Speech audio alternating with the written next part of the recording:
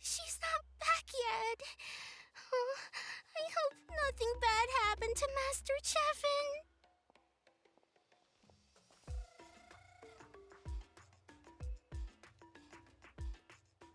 Hey, that little kid is crying. Wonder what happened. Let's go check what's wrong.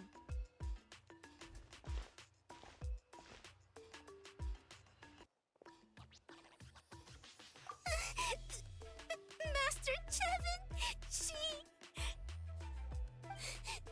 she went to gather volcanic crystals, but she's still not back yet. I told the guards, but they said they don't have people to spare. Plus, that area's super dangerous, with tons of monsters and bad guys. They have to finish making preparations before they can try to rescue her. But it'll be too late by then. So, you'll help? Great! I'll just make a quick sketch to show you where the guards went earlier.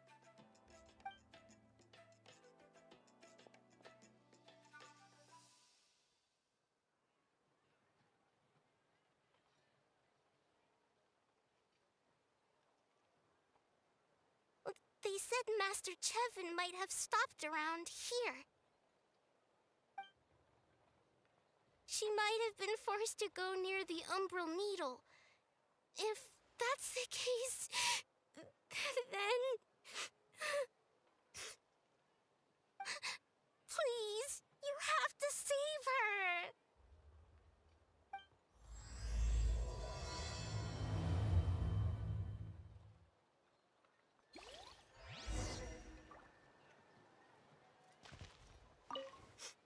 Please help me save Master Chevin.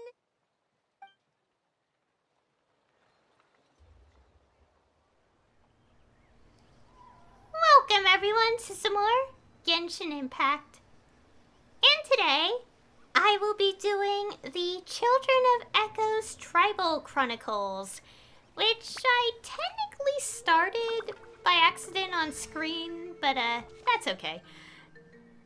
And yeah, so this actually, okay, so basically Act 1 and 2 came out when 5.0 released, and Act 3 came out during 5.1. And I could have played it during 5.1, but due to having to go through an archon quest with 20% of vocals missing due to the strike, they're still missing lines, but Kachina's back. I was like, I don't think I want to do the Tribal Chronicles during that update.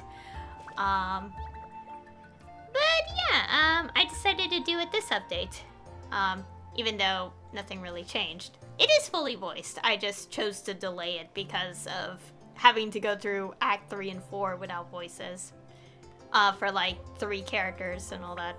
Yeah. Anyways, as I've said, I did technically start this quest. But only the 3 minutes of it. So I technically didn't miss too much. So basically, we go to the quest. Basically, we activate the quest and we see a character named Imix. I don't know how to pronounce that name. Worried about this individual, Chevin, going out to collect ore and basically not coming back. I think I should have read the dialogue beforehand, but I didn't.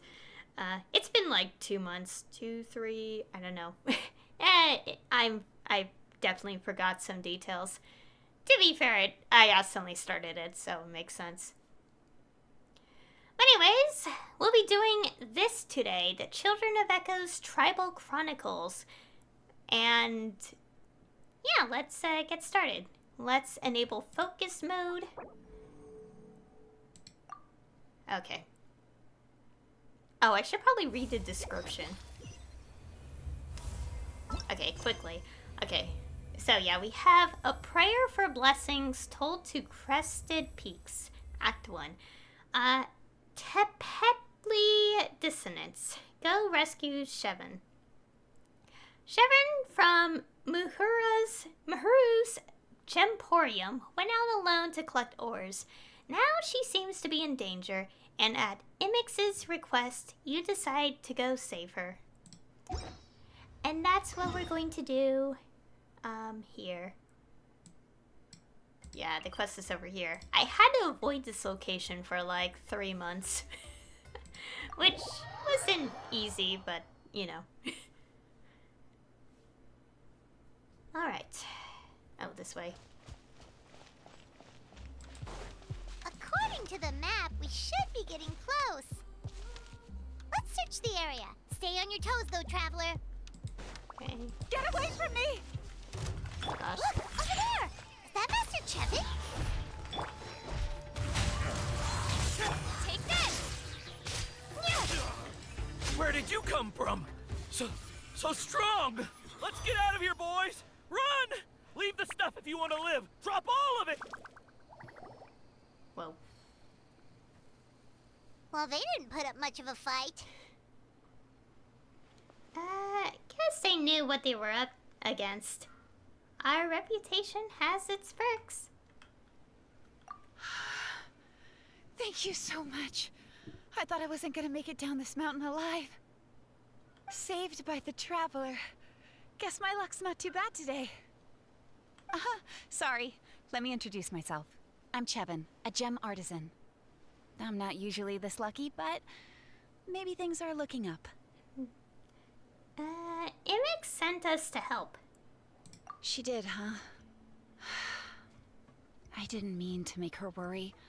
I wasn't planning to be gone longer than 2 days, tops. But then, I discovered a new seam of volcanic crystal near the Shadow Pin. It's a large deposit, and the purity is exceptional. I dug up a whole bunch of it and was getting ready to head back. But the phlogiston within the crystals attracted monsters. Anyway, I'm sure you've seen the state this place is in. It's all because the Shadow Pin suddenly came crashing to the ground and left behind a massive crater. The seam I found was closer to the outside, so it survived the disaster. Still, the crash riled up the monsters in the area, and now they're everywhere. I panicked and ran up a narrow path to avoid them. But by the time I was in the clear, I ended up running into those bandits. You showed up in the nick of time. If the situation was so dangerous, why didn't you just drop the crystals and run? I left most of them behind, believe me. I only kept the purest chunk. I have to bring it back no matter what. For Tlasoli and poor little Nechka. Who are they? Right, you wouldn't know. Tlasoli is a former ancient name artisan, and Nechka is her daughter.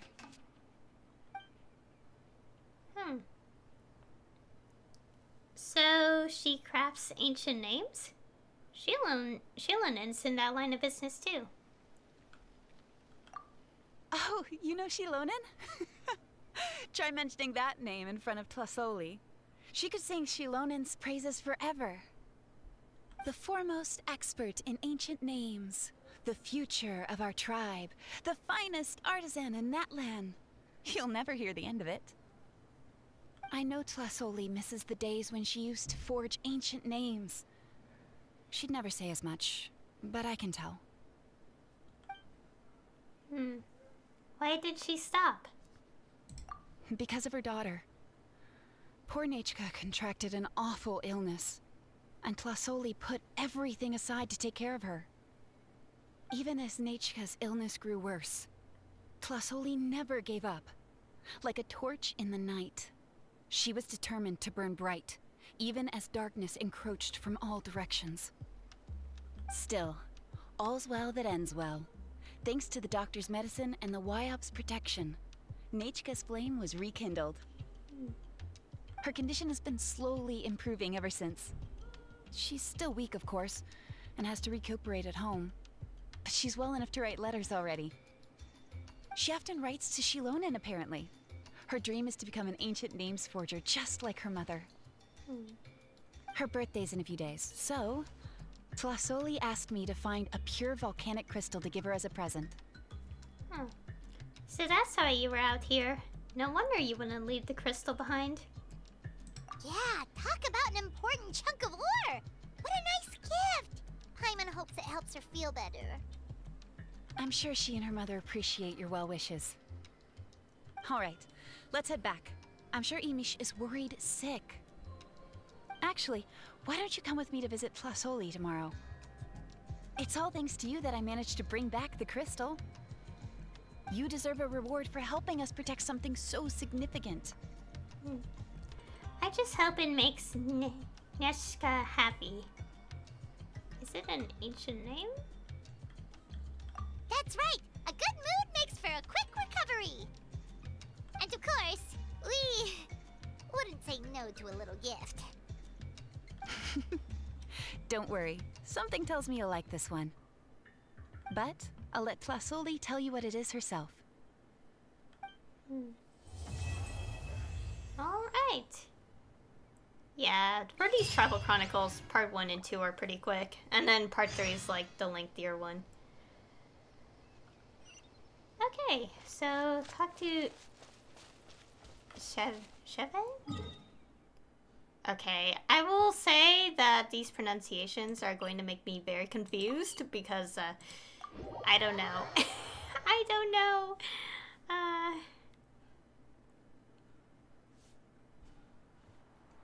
Yeah, like Emish and Slasoli? Yeah, I'm not the best with these pronunciations.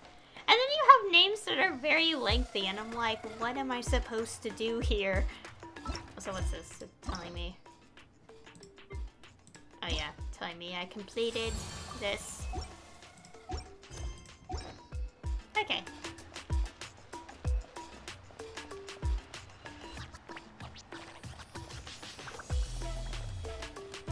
The old tools really are the best. Oh, you're early. Looking forward to your gift? We're just happy to visit Slasoli and Nishka. Well, I am curious. I'll say this. That's right. Nechka's been so sick, and Tlasoli had to give up what she loves. Things might get better, but they could probably still use some cheering up. I've already asked someone to swing by and let Tlasoli know we're coming. She's probably made all the necessary preparations. Let's go then. Do you mind watching the story, Mish? I'll be right back.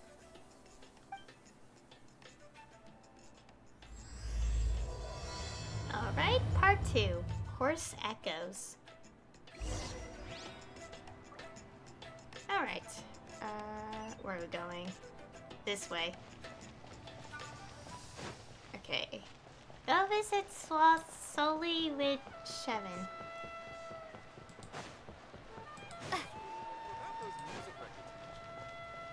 Wait, where is this? Oh, over there. Yeah, I'm not going to try walking that distance. I'll just go here. Oh yeah, no Nathling characters in the team today. I'm sticking with the classic team I've used for like 2-3 years.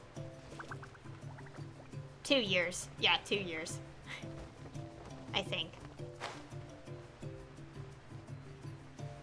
No, it is 3 years. Oh my gosh, I'm so confused. Here we are. Nice house, right? Give me a sec, I'll go knock. Tlasoli! Open up! They're here! Tlasoli? Are you home? Open the door! That's strange. Huh, the door's locked. But she shouldn't be out at this time of day. Hey, Nechka! Nechka! It's me, Chevin! Open up, please! No response. Need me to break down the door? No, let's... Still, I told Tlasoli we were coming. Maybe she had to take Nechka out to get some medicine.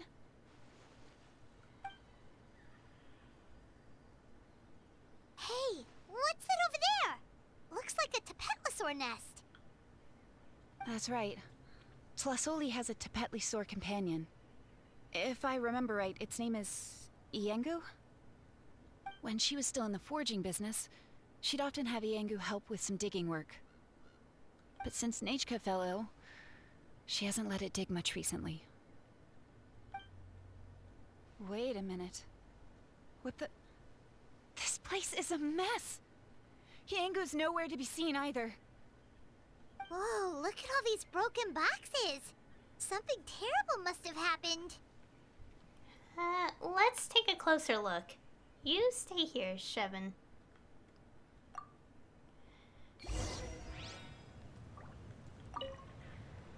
How is it that every single time Emish tells me not to go someplace dangerous, I end up running into danger?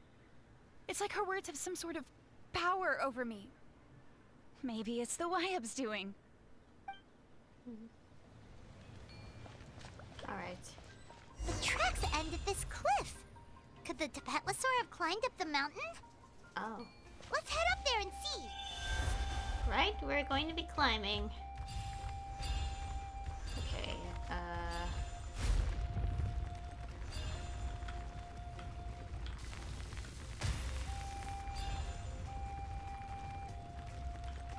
Oh! Oh, right, we can break those.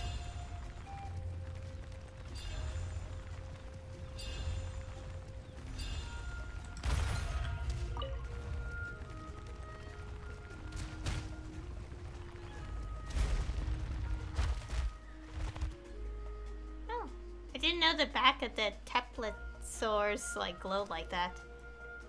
Ah.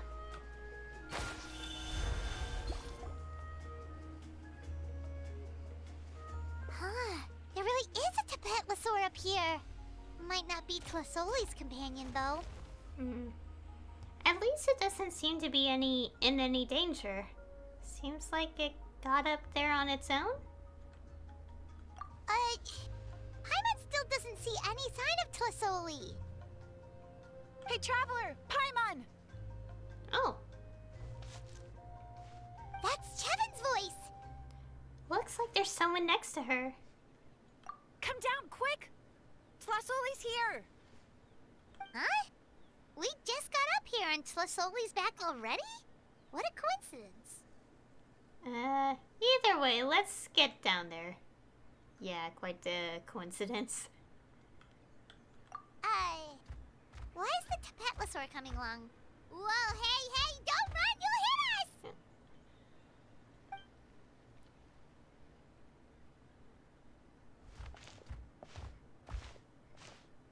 Iengu, come here. Are you being naughty again?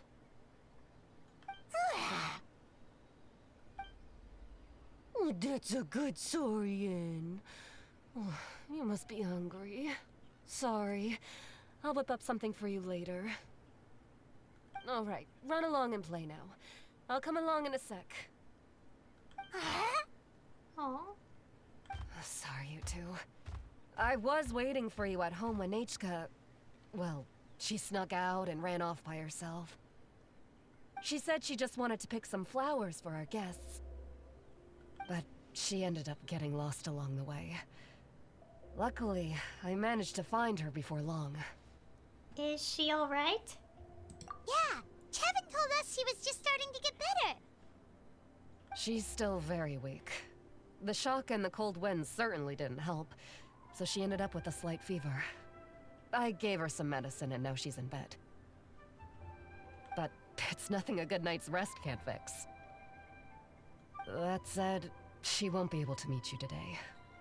I'm sorry you came all this way for nothing. Don't worry about it. We know she's still recovering. Chevin told us how serious her illness was. Her health definitely comes first. We were just dropping by to check on her. Is she all better now? Sounds like she's doing well enough to run off on her own, too. Well, she can at least speak to me and go about her day normally. That's already more than I could ask for. Hey, cheer up! This is supposed to be a happy occasion. We do appreciate that she tried to welcome us with flowers.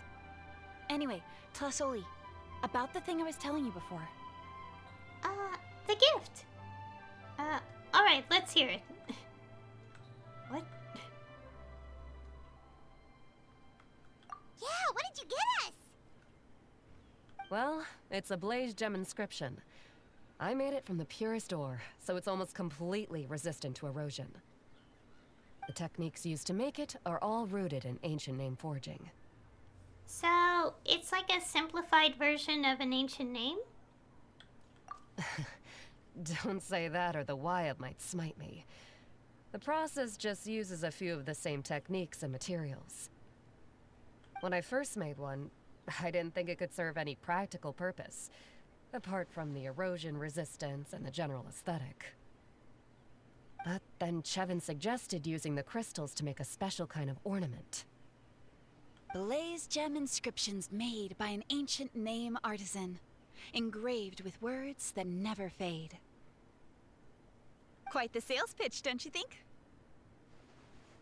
Wow, that description really does make it seem special. Huh. You got a good eye for business. No wonder you run your own store. Tlasoli's blaze gem inscriptions really are special, though. Word of mouth isn't always reliable. As information gets passed along, it becomes incomplete, forgotten, and sometimes even distorted.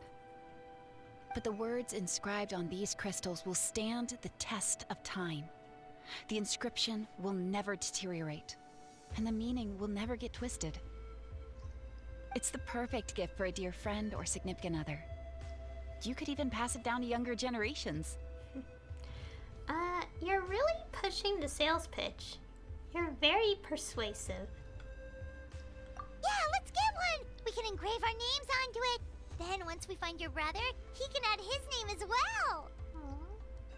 That way, our names will be together forever! Looks like Paimon's already been hooked. That sounds a little too precious. You deserve it. You saved me. And Nechka's birthday present. It's the least I can do to repay you. Chevin, I thought I told you. Don't you start acting shy too, Tlasoli. It's a great gift. I know how much work goes into one of your blaze gem inscriptions. Well then, thank you both. I'll have it ready as soon as possible. Then, I'll have you do the inscription yourself. Nechka should be well by then. She'll be very excited to meet you. Good things are better with company. Might as well buy a few more as gifts. Whoa, let's not get ahead of ourselves. We don't even know how expensive that would be. You sure we have enough travel funds? Hold on. This isn't part of some scheme to make us spend all of our mora, right? Chevin? You never know. You do look like you have some savings to spare. No, don't listen to that, traveler. You'll end up losing all your mora. In any case, it's up to you. Oh. Oh no, it's the Tapatlasaur again! Quick, someone stop it! Paimon doesn't want to get run over again! Whoa, there. Oh.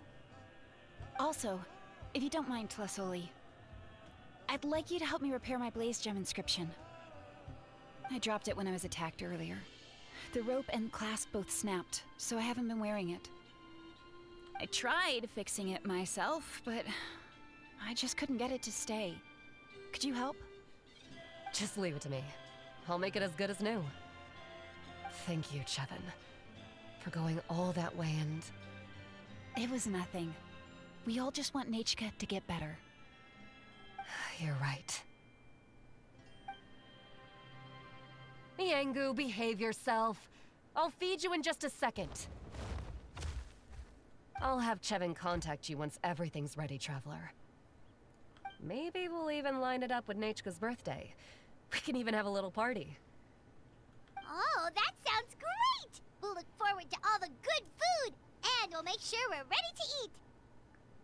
Anyway, see you around, Tlasoli! See you. I hope Nichka gets better soon. Look after yourselves. Nechka is going to be so happy to meet you.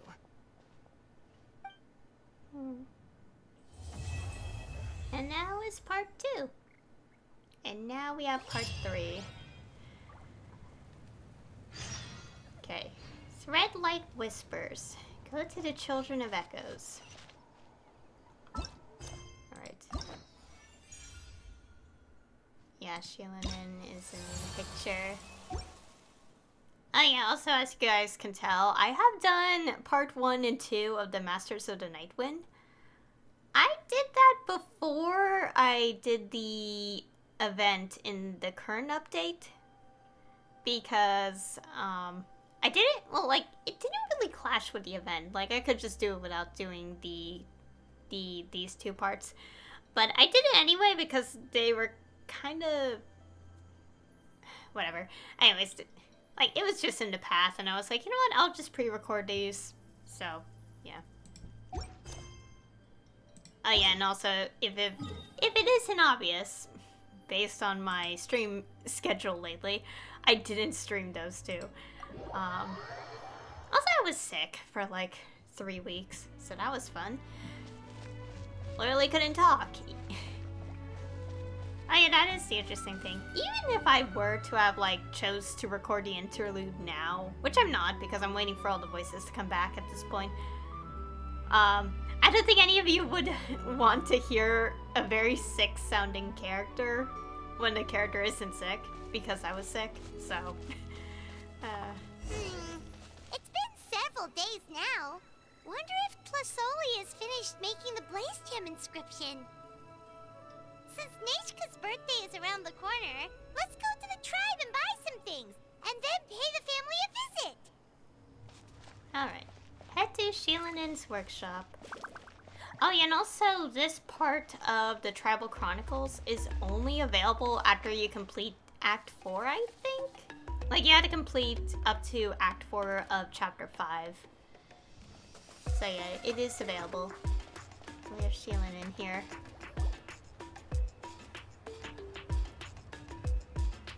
Xilonen, good thing you're here. I'm wondering if I can... Oh, the shelf on the left, second row down, first X on the right. That one's yours. And the garden hoe belongs to Ignal, and the hammer is Pakal's, so make sure you take the one that's yours. I haven't even said why I'm here. But looks like you're about to head out for a break. Yes, but I am going to take it right here. The temperature is just perfect today. Really? But doesn't it feel a lot hotter than usual? I really don't want to stay out in this heat. Exactly. In hot weather like this, customers don't tend to stick around and talk when they're coming to place orders or pick up the goods. I see. Oh, here comes another customer. I'll just leave you to it then, and pick up my axe. Sure, sounds good to me. Hey, Xilonen! Paimon, what are you doing? Oh, Traveler, Paimon! We meet again.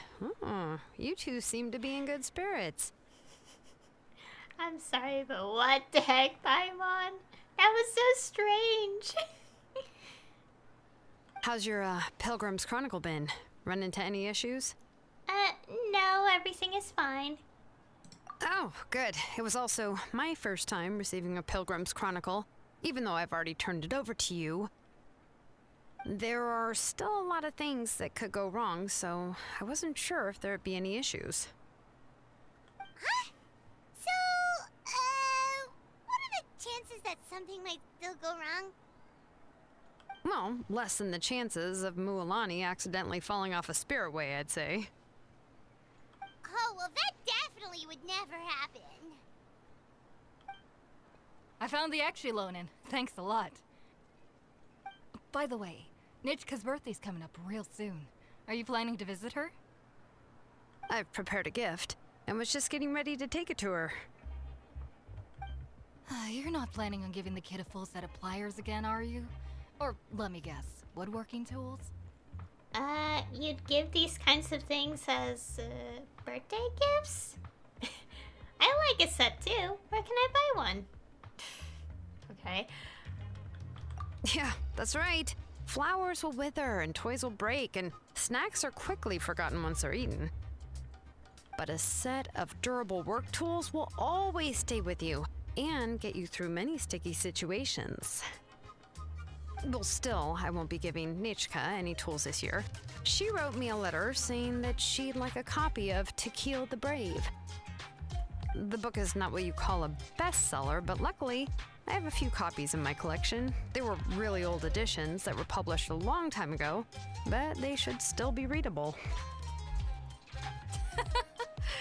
Children her age love fairy tales. The last time I was at Thesoli's, I even brought Nichka. Wait. What did I bring her again? It must have been her favorite thing, but, why can't I remember it anymore? Oh, it is quite hot today. Seems you're about to pass out from the heat. Do you even remember your own name? My memory can't be this bad. It's just these last few days. I've been forgetting things for some odd reason. Well, in that case, why don't you use the Blaze Gem inscription you have as a memo to engrave some important things to remember? After all, that inscription will never wear out, and it's easy to carry. I'd say that's quite a fitting use for it.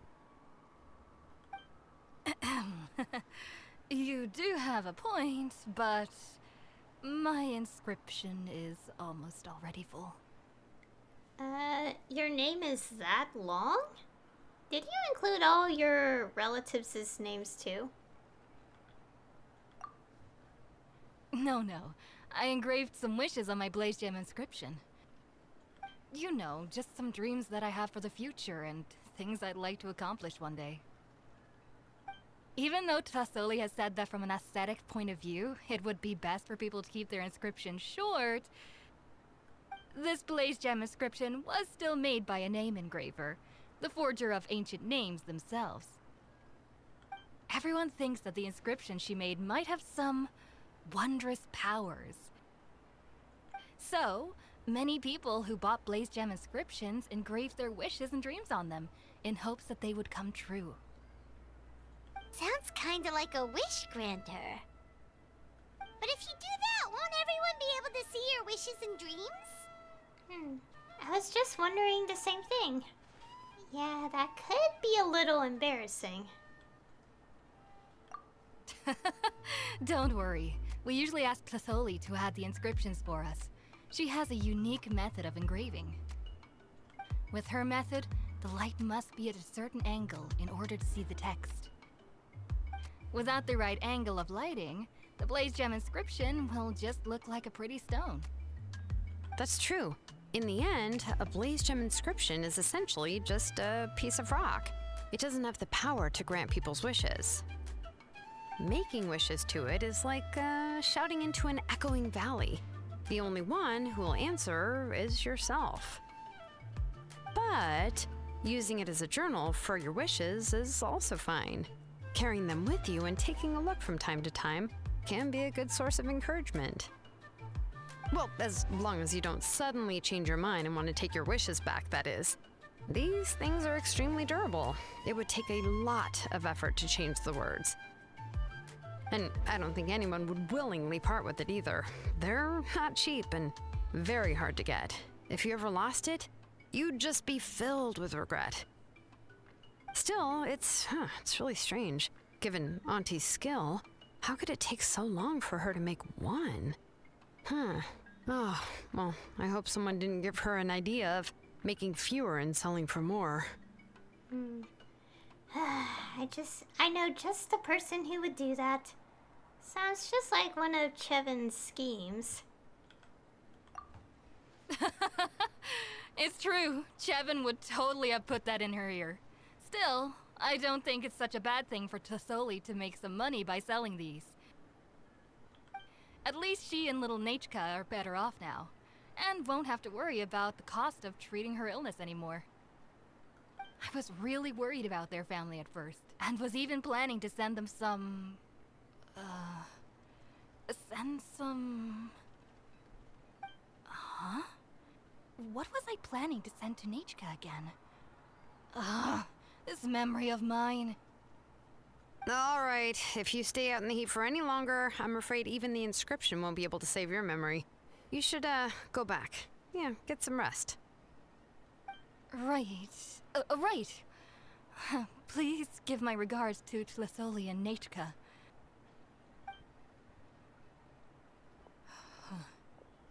What's going on? Maybe I should go talk to Ernly to get some medicine. So you'll be going to Nechka's birthday party too, Xilonen? Oh, perfect! Then let's go together! Oh, yeah, sure, but I didn't expect you to know Tlisoli too. She hasn't been coming to the tribe much lately, so how did you get a chance to talk with her?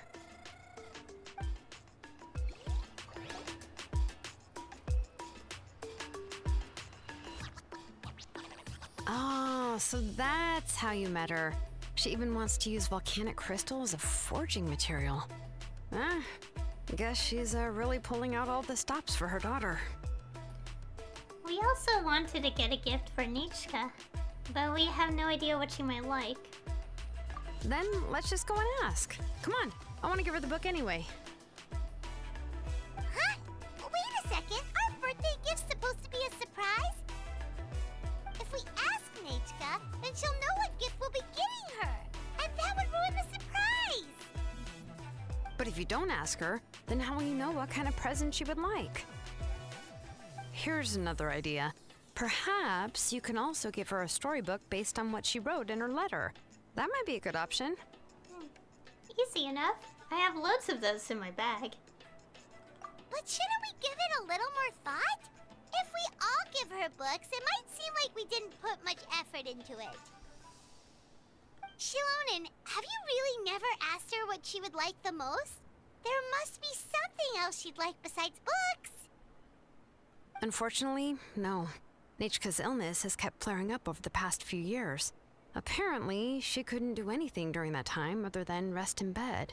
She didn't even have the strength to talk to anyone.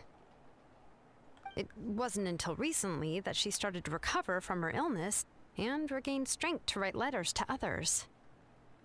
Anyway, there's no need to overthink it. Worst case scenario, I can split the book into 2 volumes and we can each give her one.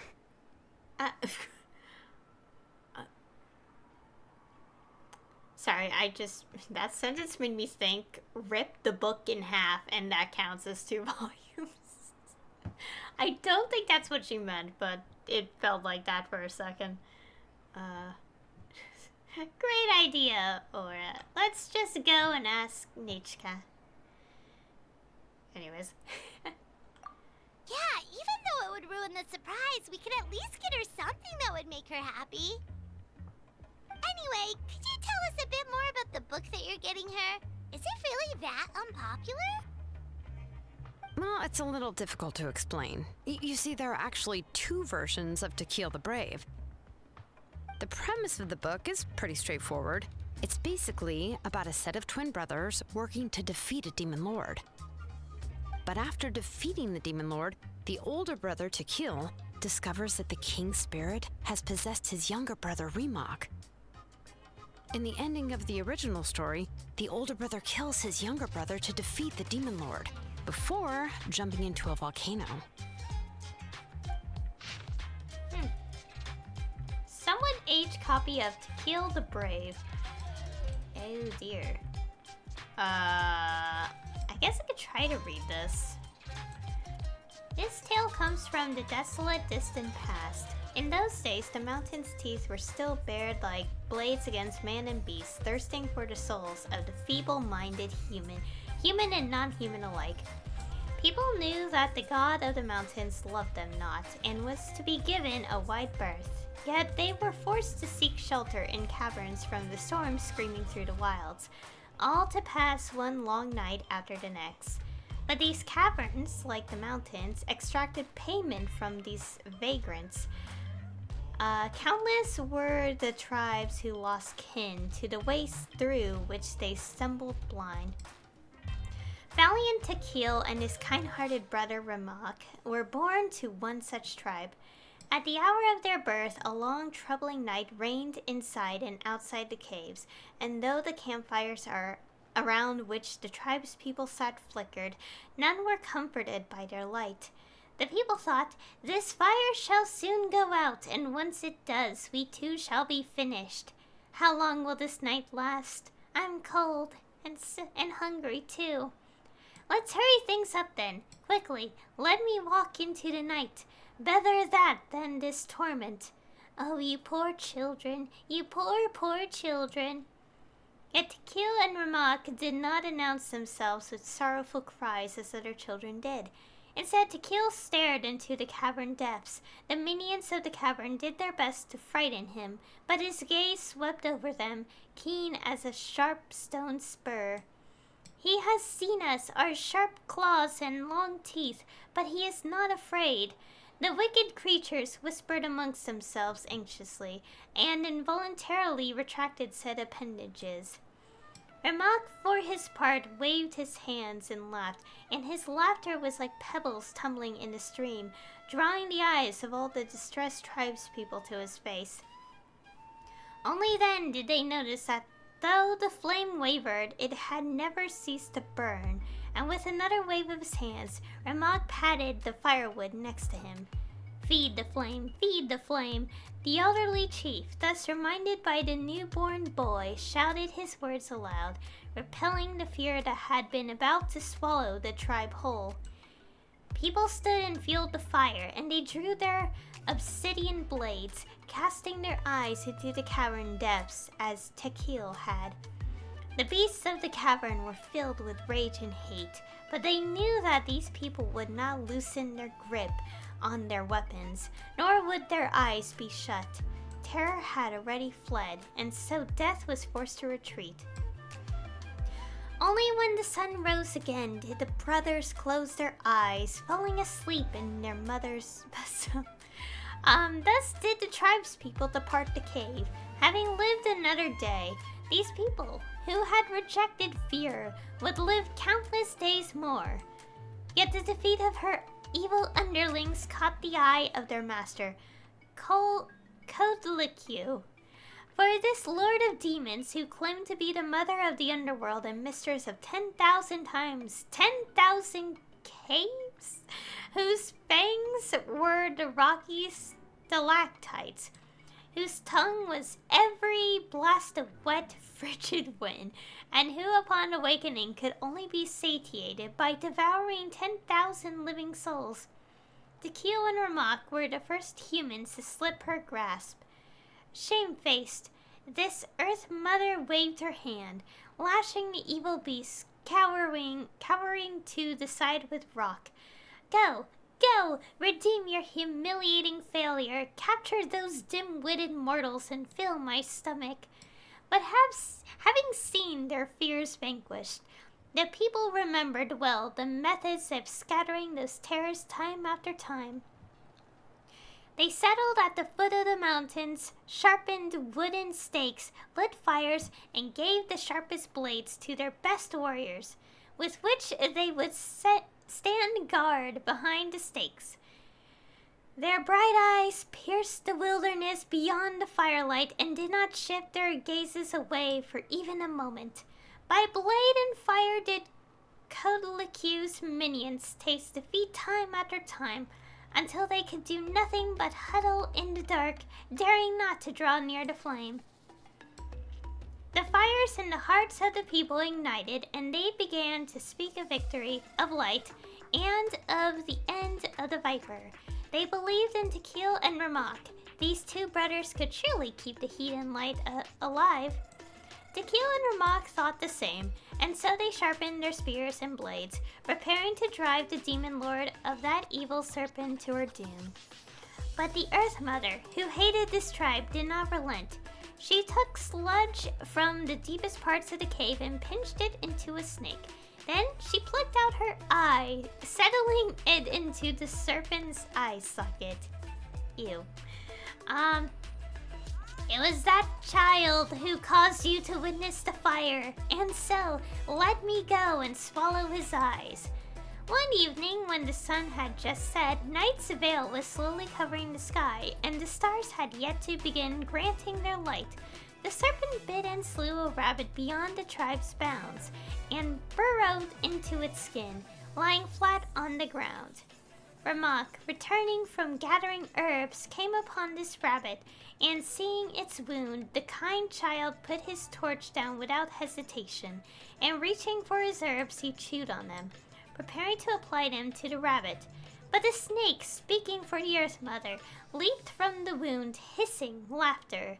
Ha ha ha! Ignorant, foolish human, sacrificing yourself for a lowly rabbit! Before Ramak could retrieve his torch, the Earth Mother's serpent latched its fangs first onto his neck, then, burrowing into his body, captured his heart and soul both. The defenseless sentries were the next to be murdered by the Earth Mother, for they greeted Ramak just as they always did when he returned from gathering herbs, only to be pierced through the heart by the serpent, dying on the spot. The entire tribe's fires were put out, and amidst the shroud of darkness, death and terror were resurgent. The Earth Mother spat the snake out, and through poisoned fangs, she cried out, "Behold, behold, you arrogant fools, and kneel as you should in the dust." But the sound of a rock being struck cut her off, for Tikil, who had been sharpening his obsidian blade, used it to create sparks that set his tent alight. He raised his blade and charged forward, letting fly his blade at the Earth Mother's messenger. The blazing edge cleaved the poisoned serpent molded from soil with ease, but as Tikil was about to follow through, he saw his brother's eyes and the blood staining his brother's hands. That instant was all the time the wounded viper needed to escape. Yet nigh fully charred it was still, and the Earth Mother's eye reduced almost to ashes. This tribe was destroyed, and never again was there a chance it would dare defy her. Thus did the Earth Mother comfort herself as she retreated into the darkness. How Tikil wished to call out Ramak's name, but the burning dust caught in his throat, and so he could only watch as his brother vanished into the night. When the night at last passed, Tikil, who stood amidst the ruins, knew that the surviving tribespeople could no longer stay. Burying his confusion and pain deep in his heart, he led them on a new journey. They crossed mountains and canyons, dodging fearsome beasts and poisonous insects. Tikil did not close his eyes for so long as they journeyed, nor did he dare to loosen his grip on a blade or torch. Finally, by a silent volcano, they found a tribe willing to take them in. Only after he saw the last of his tribe peacefully fall into slumber under the old shaman's care did he relax and collapse to the earth. When he awoke, he found himself in a blazing cave. The lava that surrounded him undulated with an erratic pulse, as if the very mountain was slowly breathing. When he stood up, the lava boiled and bubbled, and a rumble came from all directions. "Do not search for your brother. His eyes have been devoured by a cunning serpent. But I must save him and pursue that venomous snake also." His words echoed through the cave, but the goddess of mountains and fire was silent. Tikil thus prayed unto her, "Let my brother's name live on. I am willing to sacrifice my heart and blood in return." The goddess answered him in the echoing cave. Thus said she, "Your prayer have I heard, but your brother is no longer your kin. His name has sunken into the deepest depths of depths." Tikil raised his head and lifted up his wish to the goddess. "Turn my blood to fire, so my heart may illuminate the depths. I will bring my brother back before my blood runs dry. Turn my blood to fire, until my soul may sear and slay that serpent. I will take its head before my blood runs dry." When Tikil awoke once again, the old shaman of the tribe gave him a brand new sword, food, and water. Finally, the shaman clasped his shoulders and blessed him. "May your fire dry the venomous snake's venom." Thus did Tequil embark on another journey. His strength was endless, his body tireless, and his blood burned like lava. He crossed grassy fields and snowy peaks, deep valleys and high mountains, and the goddess of mountains and fire showed him the way with falling rocks and the cracks and cliffs. Thus did Tequil stride forward without hesitation. When he met his brother again, the Earth Mother mocked him once more using Ramok's body and voice, but when her claws pierced Tequil's chest, he moved not, and instead her bones were melted by his burning blood. Tequil stared the vicious demon lord down and said in a loud voice, "My brother is gentle of heart. He would surely have made this land a better place. Yet you have affronted him with your poison, smothered his virtue, slaughtered those who had faith in his virtue. Die, you despicable venomous insect! Die here!" As he roared, Tequil's blood stained his obsidian blade, turning it red hot in an instant. The Earth Mother watched in terror as her shell, bones, and soul were sundered. She wished to scream, to buy but a moment in which she could unleash her claws and tear Tequil to ribbons. But she could make no sound, for in the fire's light, the silent soul to whom this body once belonged awakened, and that soul cried out to his brother, "I do not wish to see your blood be reduced to ash, but I have seen the light of your heart and spirit. Remember my name, brother. As long as you remember me, I will never have left." The blazing flames swept over every corner in that gloomy, frigid cavern, and every last poisonous insect within was slain, burned to ash alongside every plot and scheme, so heinous and vile. As the last drop of his blood was about to burn away, the roof of the cave above Tequil's head trembled. A fissure opened and a gem fell down and stopped up his wound. The goddess of mountains and fire spoke once more, and her voice echoed across the walls. "You yet have one drop of blood. Return to your tribe, for this is your brother's wish, and I will see it fulfilled." One night, the old shaman who had waited day after day beyond the tribe's bounds stood to welcome the returning Tequil, but Tequil refused the water, the food, and the cheers. Instead, he simply said, "The venomous snake is slain, and I am victorious, but I shall soon depart along with my brother." He took the gem from his chest, placed it upon a torch, and walked up to the silent volcano. "I have but one drop of blood left, but it was not left for me, but rather for justice and fairness, for the good and the brave. Use it, and light a fire, a flame that shall never be extinguished." Having said that, valiant Tequil leaped into the dead volcano. The earth was shaken by his heart and blood, and the volcano's own heart resumed beating, the blazing lava once more beginning to flow. The volcano lives, as does the bravery of all the tribes. Wow, that was a lot to read. Oh, that was interesting though. I feel like I got confused a little bit, but yeah. I don't know how to respond to this. I remember there was one line that was super popular at the time. If I still remember right, after being possessed by the goddess Coatlicue, Remok said, Coatlicue. Yeah, I was never gonna understand that pronunciation. "I do not wish to see your blood be reduced to ash, but I have seen the light of your heart and spirit.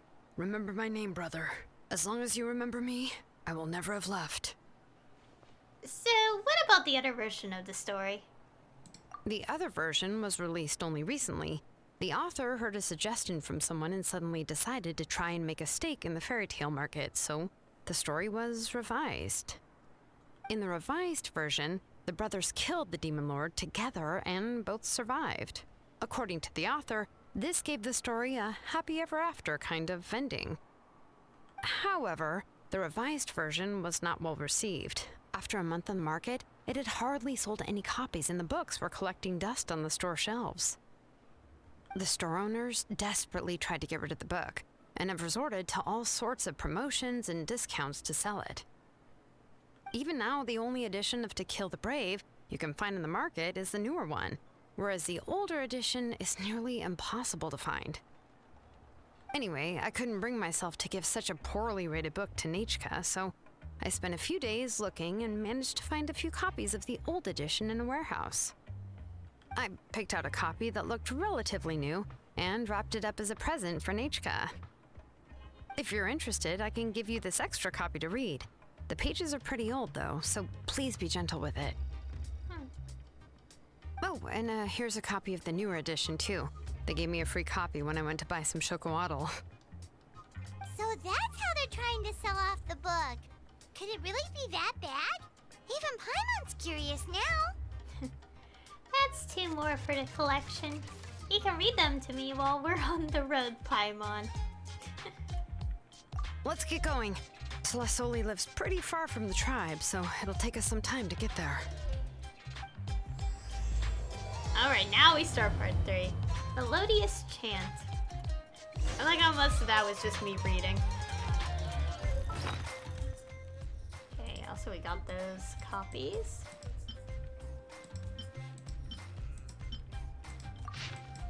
Okay, we're not reading this. I already read this one, so we're not gonna read it again.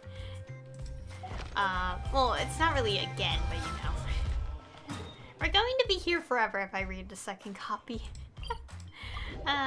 Let's not. Also, I like that little detail, was pretty interesting. Like the newer version was not well received despite the happier ending. Oh, I guess that kind of means people like their tragedies. They're sad, their angst. To be fair, this kind of stories are pretty good. For me, though, I prefer to read angst with happy ending. If a story is like sad, like mix it up, you know. Have I ever read a story that's sad? I think so. I'm just like thinking now, and I'm like, have I? Yeah, I think so. I just don't remember. Anyways, we have to visit Slatsoli. Oh my gosh, these names! I swear, I think I'm struggling the most with Nathlin names compared to every other nation.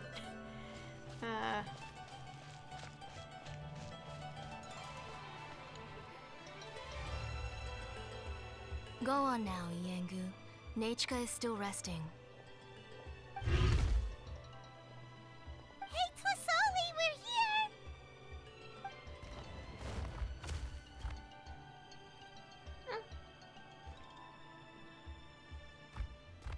Oh, what a surprise. And even Xilonen is here too. We came to visit Nechka. Oh, it's been a while since I've seen you, Auntie. I received Nechka's letter. She wanted a copy of To Kill the Brave, right? Well, I've brought the book for her. There are several editions of the book in Natlan, and I wasn't sure which version she'd prefer.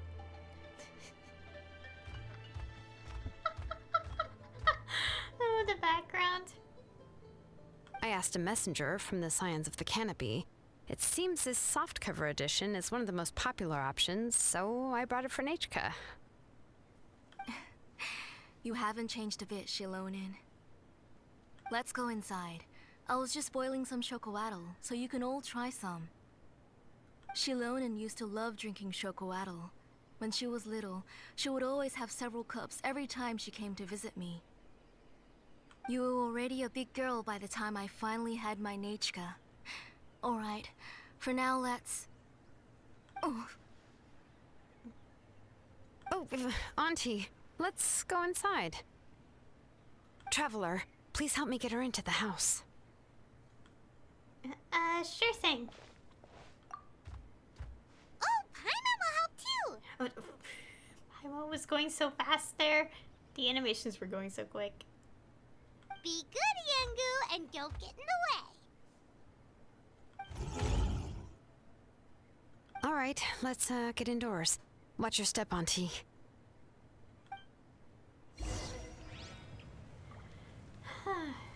All right. Oh, okay.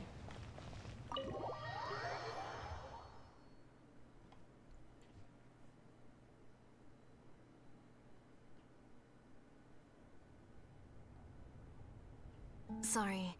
Nechka's illness has been flaring up recently, so I was up for a few nights.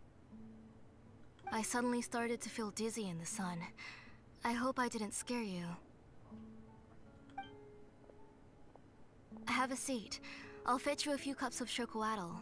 Please wait a moment. Oh, I've already brought them over. This cup's for you, Auntie. And these are for you, too.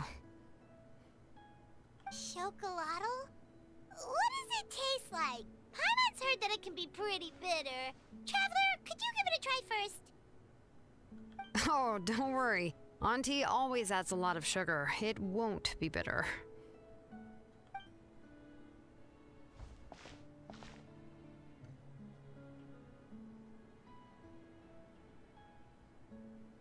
The last time you came to visit, you were still just a kid.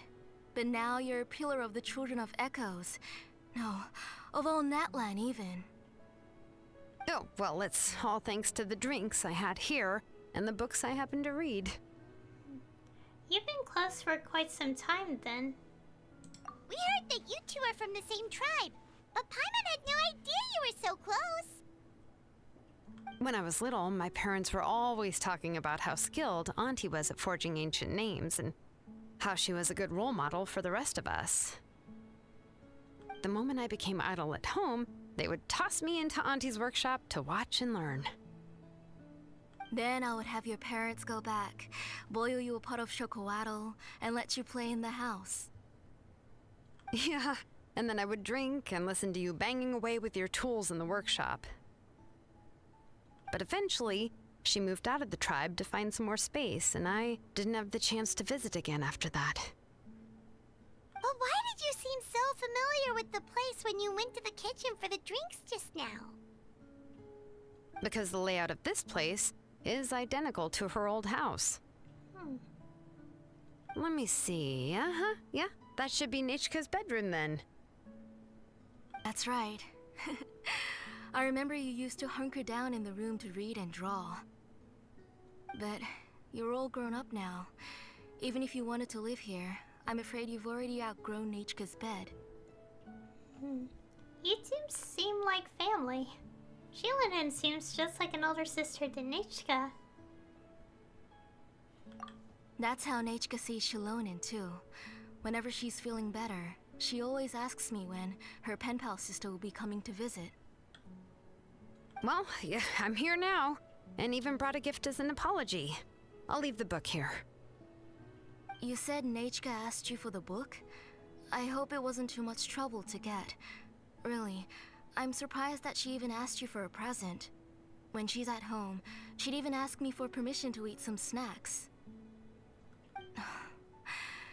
Maybe I've been too strict with her. She's obviously starting to like her big sister more than her own mother. Oh, really? Well, I'd say I really haven't done enough to deserve the title of Big Sister. Yeah, I wasn't able to help her when she was sick, and I didn't even come and visit her that many times. Well, the only thing I have been able to do is to help her find some books. Don't be too hard on yourself, Xilonen. You have great responsibilities as the name engraver of the tribe. We both know you are far too busy to take care of her. The responsibilities on your shoulders also became far heavier when I gave up on my work. You just had more important things to tend to, Auntie. No one in the tribe blames you. We all know that Nechka needs her mother's care. But that doesn't change the fact that I gave up on my work. And even now, I still have not found the courage to pick up my hammer again. I'm sorry to leave you to shoulder all the responsibilities alone, Xilonen. Oh. Ooh, why so somber all of a sudden? Don't be so sad, everyone. Hasn't Nechka gotten better lately? Oh, relax, Auntie. I can handle the work. But once Nechka is back on her feet, you should get back to work and let me have a vacation. You'll be the one who's busy then, and I'll be sitting at the side drinking chocolatl and cheering you on.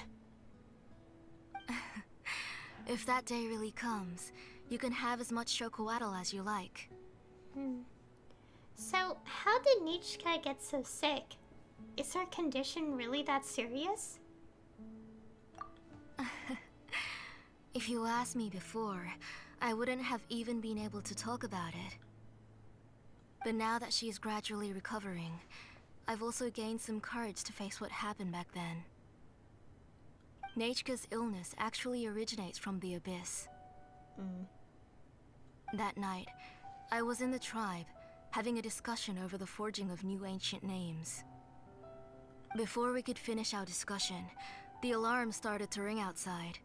A horde of monsters from the Abyss suddenly attacked the tribe, so everyone banded together to fight them off. I joined the fray as well, and it wasn't until the monsters were repelled that I got back home with some guards from the tribe. But Nechka was gone. I can't remember how long I spent searching for her. Maybe for 2 or 3 days. In the end, we found Nechka at the bottom of a short cliff.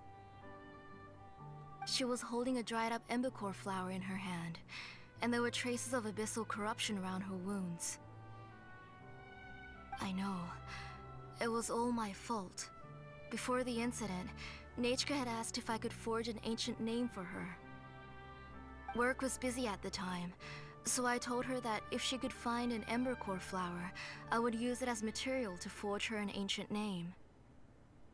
Oh, Nechka, my daughter. My Nechka. I was holding her in my arms, but no matter how many times I called her name, she wouldn't open her eyes and look at me. I was the one who decided to move my workshop to the outskirts of our tribe for work, and I was the one who left her home alone. Oh, my daughter. My Nechka. Why do you have to suffer like this? Whoa, hey! It's okay, right? Nechka's getting better. She already has the strength to write letters now, doesn't she? Well, Xilonen has even brought her a gift. Please drink some water first. Things will get better. Sorry. I just can't control myself whenever I remember that time. Phew. Alright. It's not every day that we get guests. I really shouldn't be crying like this. I asked someone to buy some ingredients for me.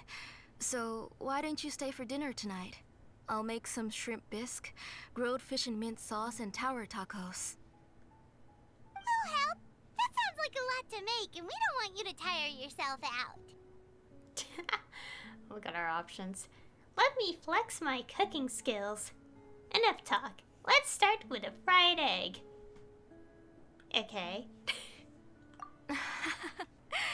Thank you both, but don't worry. It's just a few dishes. I'll be fine. You three just need to make sure everything gets eaten up. I can't eat a lot at this age. Oh, we haven't had anything to eat yet, so don't worry. We'll make sure there are no leftovers. I promise the plates will be picked clean. I can eat an entire fish myself. So random. It just occurred to me that Xilonen likes to eat cheesy crab hot pot. Why don't I make that instead of the grilled fish and mint sauce? I remember you don't like picking out fish bones. Nah, both are fine with me. I've learned to just chew up the fish bones now. Oh, come on now. If you don't want to pick out the bones, I can just take them out for you. Anyway, for dessert, would you like a cup of grain fruit or chocolate? Cup of grain fruit. Chocolate. How about a cup of green fruit mixed with chocolate? Okay, got it. I'll go start cooking, but could you do me a favor in the meantime? I ordered a bunch of ingredients, and they should be here any minute now. Would you go check by the door and see if they were already here? If so, please bring them in. Come on, Xilonen. Stop lying around. You shouldn't nap before dinner. It'll ruin your appetite. Hey, I'm not a kid anymore, you know. You don't have to worry about my appetite. That's beside the point. If you don't watch out for your health while you're still young, then when you get older, you'll... All right. I'm getting up.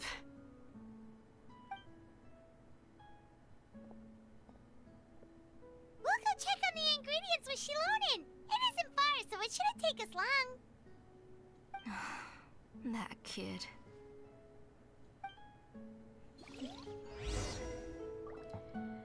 Alright.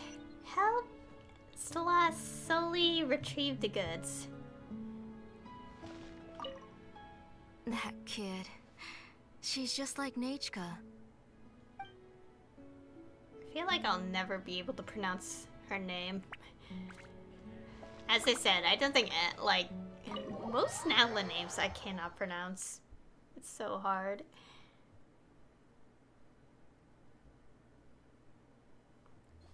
Like, I think, like, in the world quest in Ochkanatlan, like, there was one name, and I was like, nope. I'm just like, no, I'm not trying. I think I did try, but it was just like, I tried my best.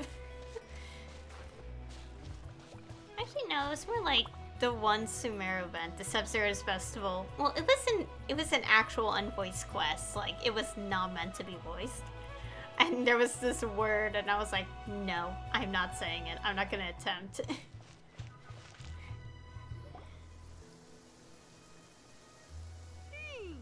one's come to deliver the ingredients yet. Paimon thought we'd see someone come flying down on a Yunkasaur as soon as we came out. And it's raining. A messenger from the Scions of the Canopy wouldn't be flying here. They usually come climbing down the cliffs nearby. No need to look. There isn't anyone on the cliffs. So, should we keep walking? Maybe the delivery person got lost. I just saw a ghost. Hey, you there! Sorry, but does Tlisoli live around here? Oh, are you the one who's supposed to deliver the ingredients?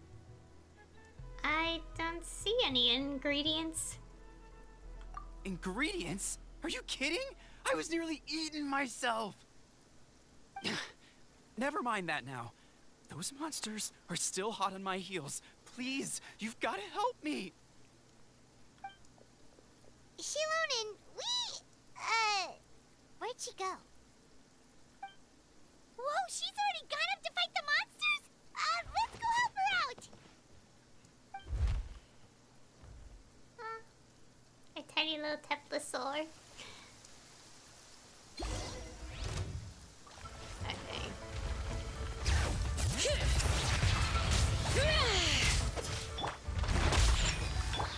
Into the wind. As one with wind and cloud. One with nature.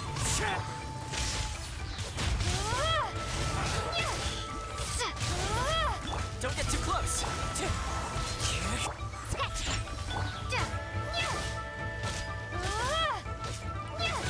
Lightning flash!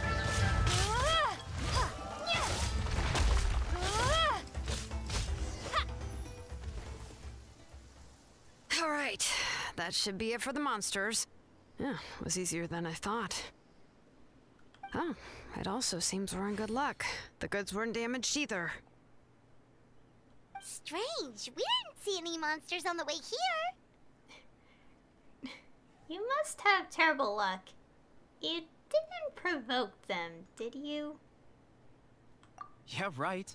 I use this road to deliver goods all the time, and I've never been attacked like this before. It's the main road in and out of the tribe, so people often come here to clear out any monsters. This area is usually very safe. I don't know what happened, but it seems like all the monsters around here have gone berserk. Even the docile Tepetlosaurs are in a frenzy. Tlisoli doesn't even forge ancient names anymore, so why can't she just move back to the tribe?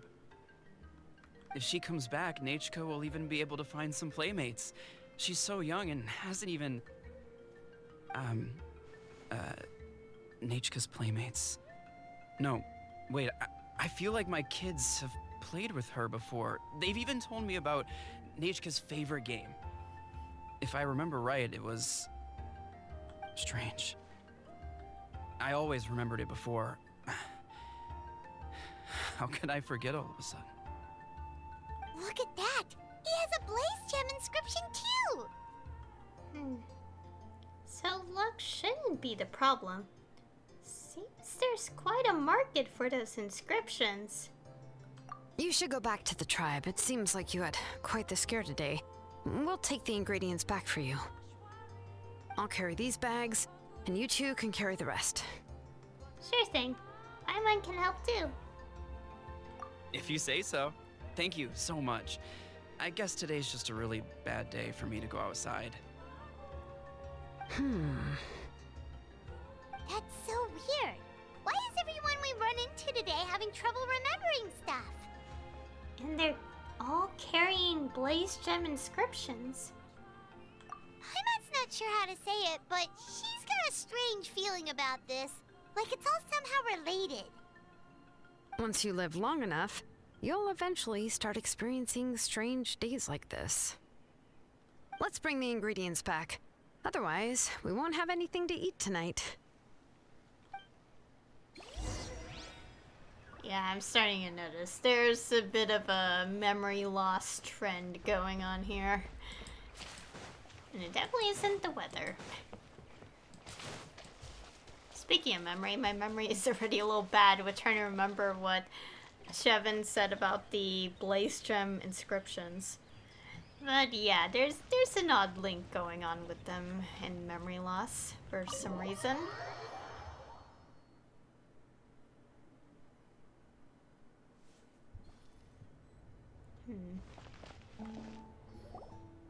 Ah, you're finally back. What took you so long? I was starting to worry. Oh yeah, we ran into some small problems, but everything's fine now. Alright, as long as everything's okay now. You all have a seat. I'll get the food ready. It won't take long.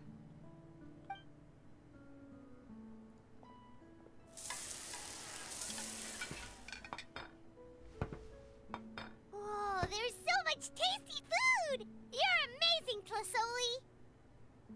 They were all pretty simple dishes to make. Don't be shy. Dig in, everyone. What would you like to start with, Paimon? Or no flying on the table, Paimon? Paimon will help herself. Paimon will have some of this, and this. Oh, and this! Ooh, yeah. Can I get another serving, please? You're done already? Do you even chew when you're eating? Of course! Didn't I say that I chew up the fish bones? I'll have just one more fish and leave the rest for Nechka. It's okay. Just go ahead and eat all you'd like. Nechka can't eat these dishes anyway.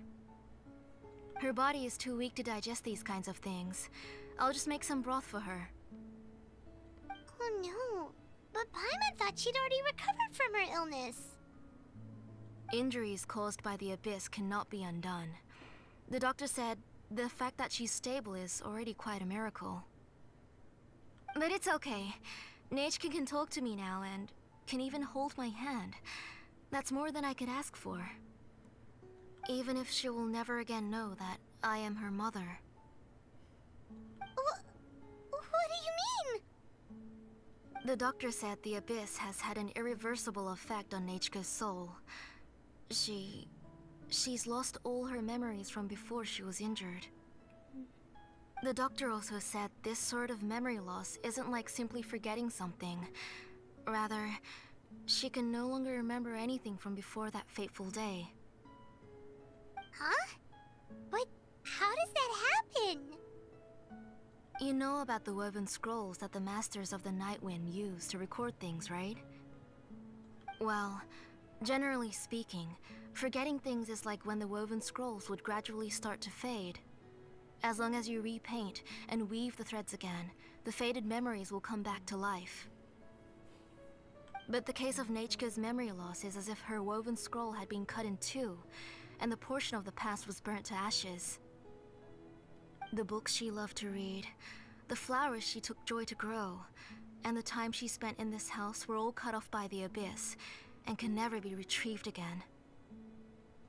As one example of that, Nechka now only sees me as a strange, unfamiliar auntie who claims to be her mother.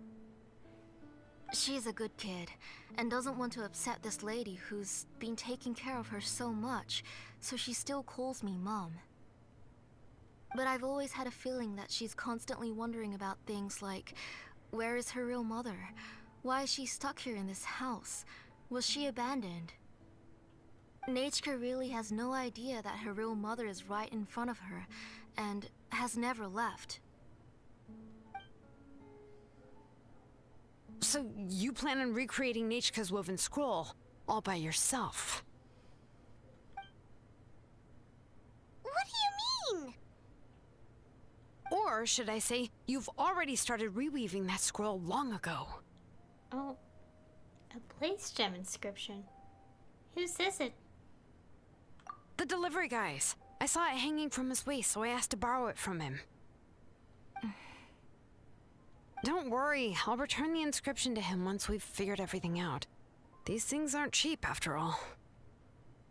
When did you know? Yeah, I noticed it back when blaze gem inscriptions suddenly became popular among the tribe. It was then that I also noticed that everyone wearing blaze gem inscriptions had varying degrees of memory loss. Traveler, you've picked up on it too, haven't you? Everyone's memory loss had something to do with Nechka. Accessories made using ancient names forging techniques. For what's only supposed to be a pretty souvenir, this inscription contains a phlogiston engraving with a truly overkill level of complexity. The shapes and patterns of these engravings are also identical to that of an ancient name. By making just a few slight adjustments to the layout and connections of the main pattern, you can pretty much qualify this blaze gem inscription as a bona fide ancient name. And yet, you've never told anyone about these engravings in the blaze gem inscriptions that can be activated at any time. Am I right, Auntie? I knew you're a sharp one, Xilonen. That's right.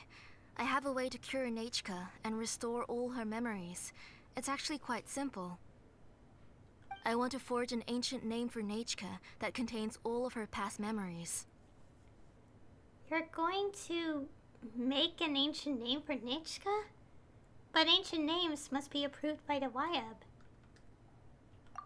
And the reason they must be approved by the Wyab is because the memories they bear are all stored within the ley lines. Extracting those memories from the ley lines requires the Wyab's assistance. But your plan wouldn't need you to do any of that, right, Auntie? Your blaze gem inscriptions will help you complete that part of your plan in the ley line's place. You will use the inscriptions to form a massive memory bank for Nechka. And the ancient names you're trying to forge will be used to extract corresponding memories from the memory bank. A memory bank?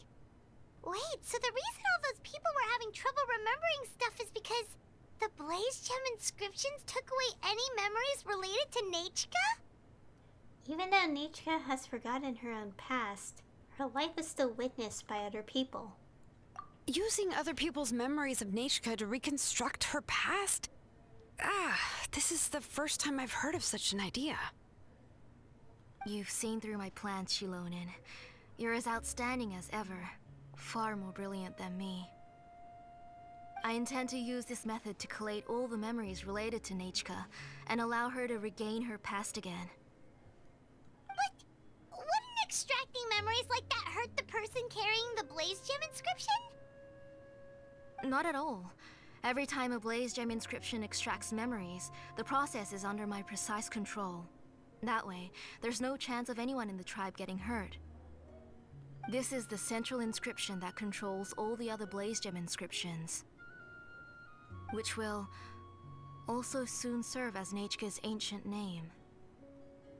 You made all of this yourself, Tlasoli? Even though it's not an official ancient name, that's still a lot to do on your own. Yes, it was lots and lots of work. It was truly exhausting. Or perhaps I've just grown old. You saw it yourself. I nearly fainted just from being in the sun. I could collapse tomorrow, or even in the next few moments, but Nechka's ancient name is still far from completion. I've solved the issue of storing memories, but I still don't know how to connect Nechka up to this central inscription.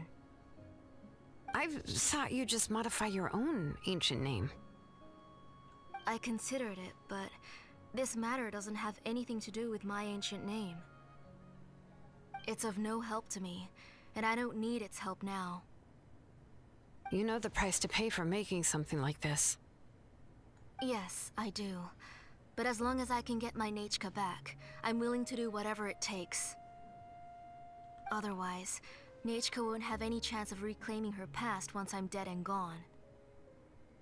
She won't remember me, and she won't even remember why her name is Nechka. When that time comes, she'll be left to drift around the world all alone, unknowing of where she came from or where she should go. She is my daughter, the one to whom I gave the Nechka name. Whether it be as her mother or as a name engraver, I can't simply stand by and let her name disappear. Xilonen! Shh. Let her think about this for a moment. Let her decide what to do. I'll take the central inscription with me. I'm going to completely disassemble it to confirm its components and uses, and I won't make any promises until I've checked everything.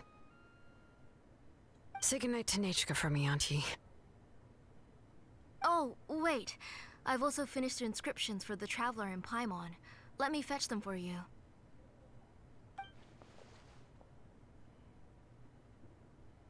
I'm sorry it took me so long to finish them. Hold on, Auntie. The Traveler and Paimon have never met Nechka before, so you can't draw any memories from them. That wasn't my intention. They're just ordinary gifts. Please, take them.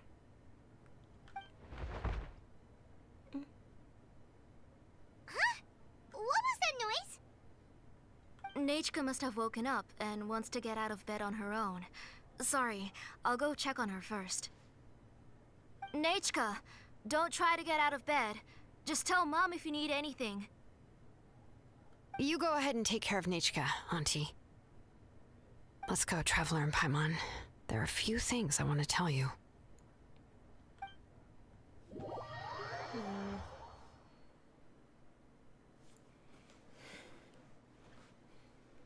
Let's head back to the tribe first.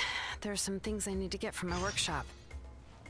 Disassembling the central inscription? It's not going to be easy. Okay, so basically, the Blaze Gem inscriptions are given to people in the tribe. Okay, so actually, let's start from the beginning. So, Nechka is suffering from memory loss due to the abyssal corruption. So, her mother, with some help, I believe, was it help? Oh, that little details slipped my mind, but, worked to create the Blaze Gem inscriptions to gather memories related to Nechka, so, to create an ancient name, to essentially restore her memories, but not in like the traditional way, but also at the cost of some people losing their memories. I'm not sure how to respond to that. It's like, I could see the motive, but wouldn't it also... Their memories are being taken too as well, right? Because if so, that's kind of sad, because it's like... Unless I'm getting it wrong, doesn't this mean, like... Nechka would get those memories and know all those good days, but the people would unfortunately not remember? I'm sorry, this feels a little confusing, but I think I'm getting the idea, which is... Like, I get what you're doing, but also the consequences feel pretty upsetting. Anyways. You two can wait outside for a moment. I just need to go in and grab something. The workshop is a little messy, so Unfortunately, I won't be able to show you around. I feel like this entire quest has the slightly strangest options for Traveler. I don't know if it's that just me, but it feels like it is. But I want to have a look. And this is what I like best. What?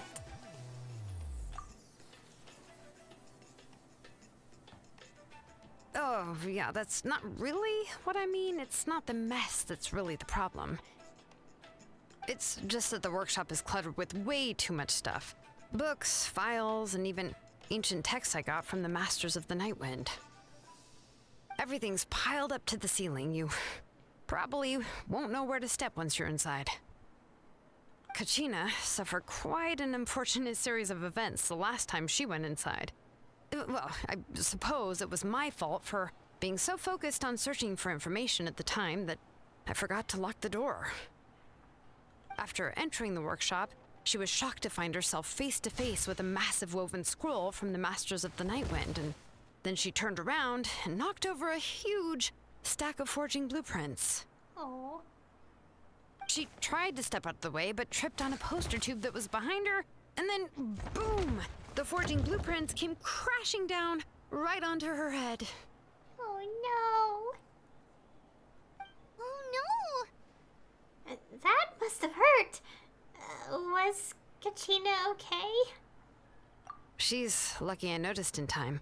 I found Kachina in a daze and managed to save her before an entire set of the history of the Children of Echoes was about to bury her. I then dragged her up to the second floor.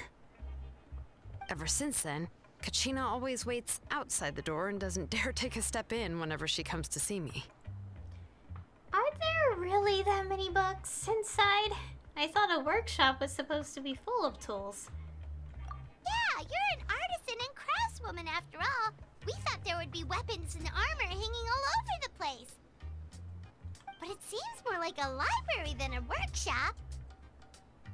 Well, my primary work is forging ancient names, which is much trickier than making swords and tools.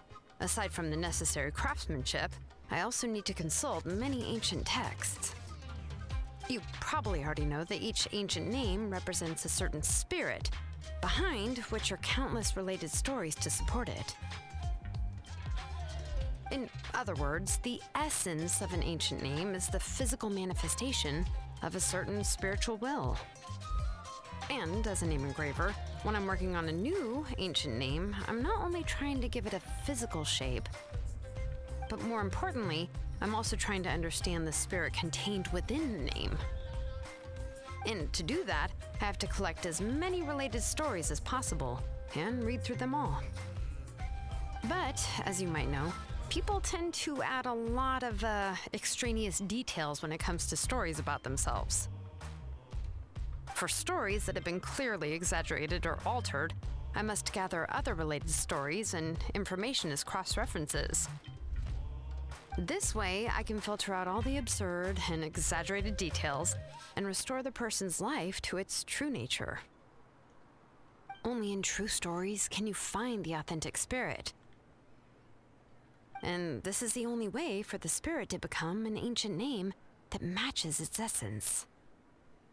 We've heard about the concept behind ancient names before, but after hearing you explain the details, Paimon can't help but think that ancient names are really powerful. If only they could be even more powerful.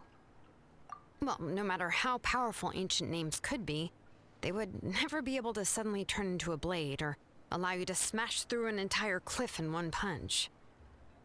It's just a form of spiritual power that's passed down from generation to generation. It doesn't have those kinds of physically tangible effects. Well, take your own names, for example. From the moment you appeared in this world, some person had already prepared a blessing for you. And that person then condensed this blessing into your name and gave it to you as a gift. It may feel like the moment you received your name is already in the past, but it will always stay with you and move with you in the future. Names are blessings for the future from people standing in the past. Well, that's what Auntie once told me. With this blessing, people will become more confident as they walk into their future. To put it another way, it's like having a lamp in your hand as you walk through the darkness of night.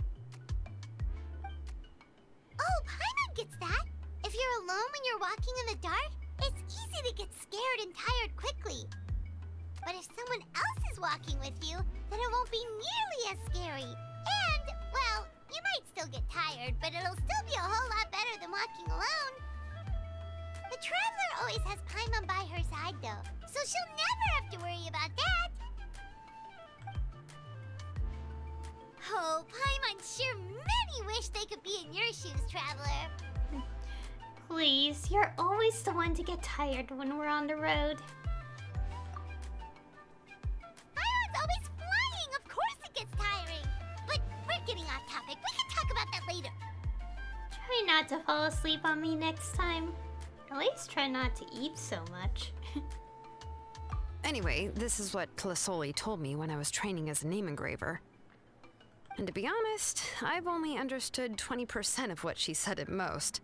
I've never been able to figure out the rest. But doesn't that mean you basically don't get it? Well, that's not entirely true. Auntie and I have at least come to a consensus on the most important thing. You know what? I am sick of talking. We can talk about all of this later. Please, wait a moment while I grab my things.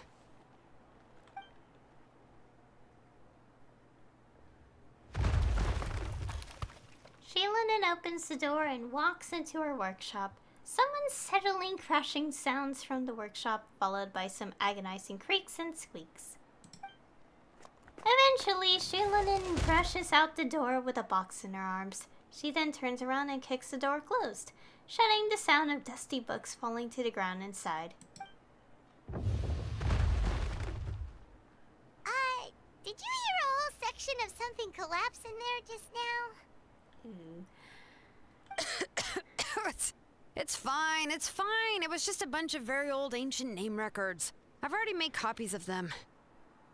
I kept this set of phlogiston wedges in the back, so it wasn't easy to take out. I had to resort to brute force. Come on, let's go disassemble the central inscription. It shouldn't take long. Alright. Where am I going? Oh, this way. Help Xilonen dismantle the Blaze Gem inscription. Alright. Isn't the inscription like a shiny rock or something? How would you... Oh, okay. Yeah, probably like the magic or something in it. Okay. Because I'm like, how do you... it's not like literal physical, I think. But, yeah. Here we are. This is the place. This cliff is pretty high. What are we going to do here? Are we going to climb to the very top and then throw this inscription down the cliff? We're disassembling it, not destroying it, Paimon. I'm sure Xilonen knows what she's doing. I'm going to use phlogiston to make an engraving circle on the cliff wall. That will allow me to investigate the internals of the central inscription. Now let me see if this thing can even turn on. I was still an apprentice the last time I used it. Before we attempt to engrave the inside pattern of an ancient name with phlogiston, we always use this to draw out the engraving diagram on a cliff or open ground. Only after we've confirmed that phlogiston can flow properly through the internal engravings can we start formally working on the small internal engravings of the ancient name. If we want to dismantle the central inscription in a non-destructive manner, we'll have to use this thing. I really don't want to engrave such a large diagram with my bare hands. Oh, so you'll be able to see what it looks like on the inside without ruining Tlasoli's inscription? For the most part. If it were just an ordinary unfinished ancient name piece, I'd just take it apart and pour phlogiston into the internal engravings to see everything. But since it's a central inscription, it would be better not to destroy the blessing that Auntie has prepared for Nechka. So, Xilonen, Does this central inscription fall under the 20% you understand about ancient names, or the other 80% you don't understand? There's an 80% chance that it's part of the 20%. Oh, don't worry. As I said, Auntie and I share an understanding of the most important principle, which is names are intrinsically valuable. Only by having names can things be sorted and categorized. They allow the world to become more orderly and identifiable. For example, when I order ore, I would usually say I need volcanic crystals of about 35% purity and no more than 3% of impurities. Without specific names, I would only be able to go to the ore merchant and say, I want this and this. No, this isn't it. That one. No, not that one either. Yeah, you see what I mean? Names are a crucial part of how we standardize our workflow. Without names, the work would be impossible. Makes sense. So you're talking about it from a technical perspective. Yes, because forging ancient names is first and foremost a technical job. There's no debating that. As for the question of why it's important, as long as it does not affect your ability to perform your work, you'll gradually understand it as you put the process into practice. You really care about efficiency above all else. Sounds like the most efficient approach. After all, creating an ancient name is quite the complicated process. Well, let me break it down even further. We're not in the tribe right now anyway. Essentially, by forging ancient names, I'm assigning nicknames to the heroes in Outland's history. Giving someone a name is a subjective expression. You just need to express your hopes and wishes for them. But giving someone a nickname is a much more objective expression. To come up with a fitting and accurate nickname requires much thought and observation. If ancient names or nicknames aren't descriptive enough, no one will remember them anyway. So the best I can do is gather all the information I could and try to come up with the most fitting nicknames possible. Even a minor mistake in the process could cause people to misunderstand the nickname. For a name engraver such as myself, such mistakes would be considered a major blunder. Paimon, nicknames are your specialty. See? Your nicknames seem more thought and observation. Observation, Paimon. Paimon isn't trying to come up with a nickname for Xilonen. Besides, all of Paimon's nicknames have been very descriptive. Everyone can remember them. Phew. Now I'm curious.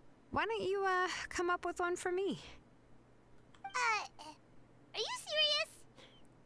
Of course. This is also my line of work, you know. Go ahead. A nickname? Xilonen. Well, she uses phlogiston to forge weapons and make names for others. Don't overstress, Paimon. You'd better make it a good one. Oh, wow.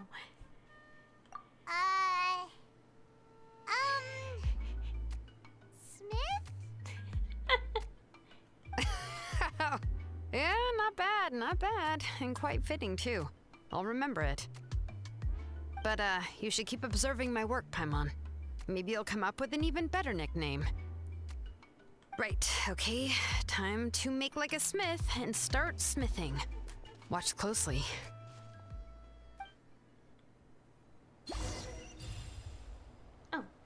Oh, this, what are we doing? Connect the activated phlogiston wedges. Oh, so the little pointy things? Okay. Oh. Bring it! Adjust the inclination by 2 degrees. Stop. The error margin is within an acceptable amount, but I'll extend the inscription link a little more just to be safe. Probably not be careless because the phlogiston meter is running dry. I'll leave some space here, and when the linked engravings are activated, the inscriptions here will overlap with each other.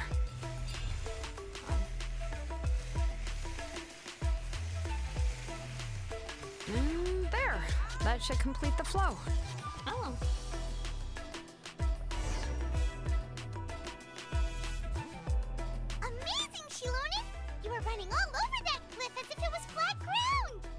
Is that the power of the Children of Echoes? Oh no, it doesn't have anything to do with my tribe. It's just the phlogiston adhesive I have on my shoes. But after all that running around, I'll have to infuse them with more phlogiston again. Huh. I should prepare a spare supply of phlogiston to bring with me next time. Don't tell me you're actually already covered head to toe in work equipment. More or less, yeah. I usually have at least the key equipment on hand. I can show them to you when we next find the time, but let's get to work first. Let me see. Start with Anchor 1 and activate it with Density 3 phlogiston.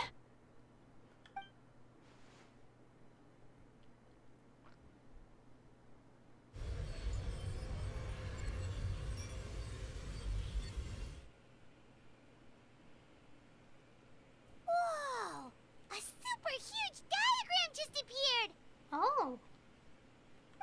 Tlasoli's central inscription is even floating!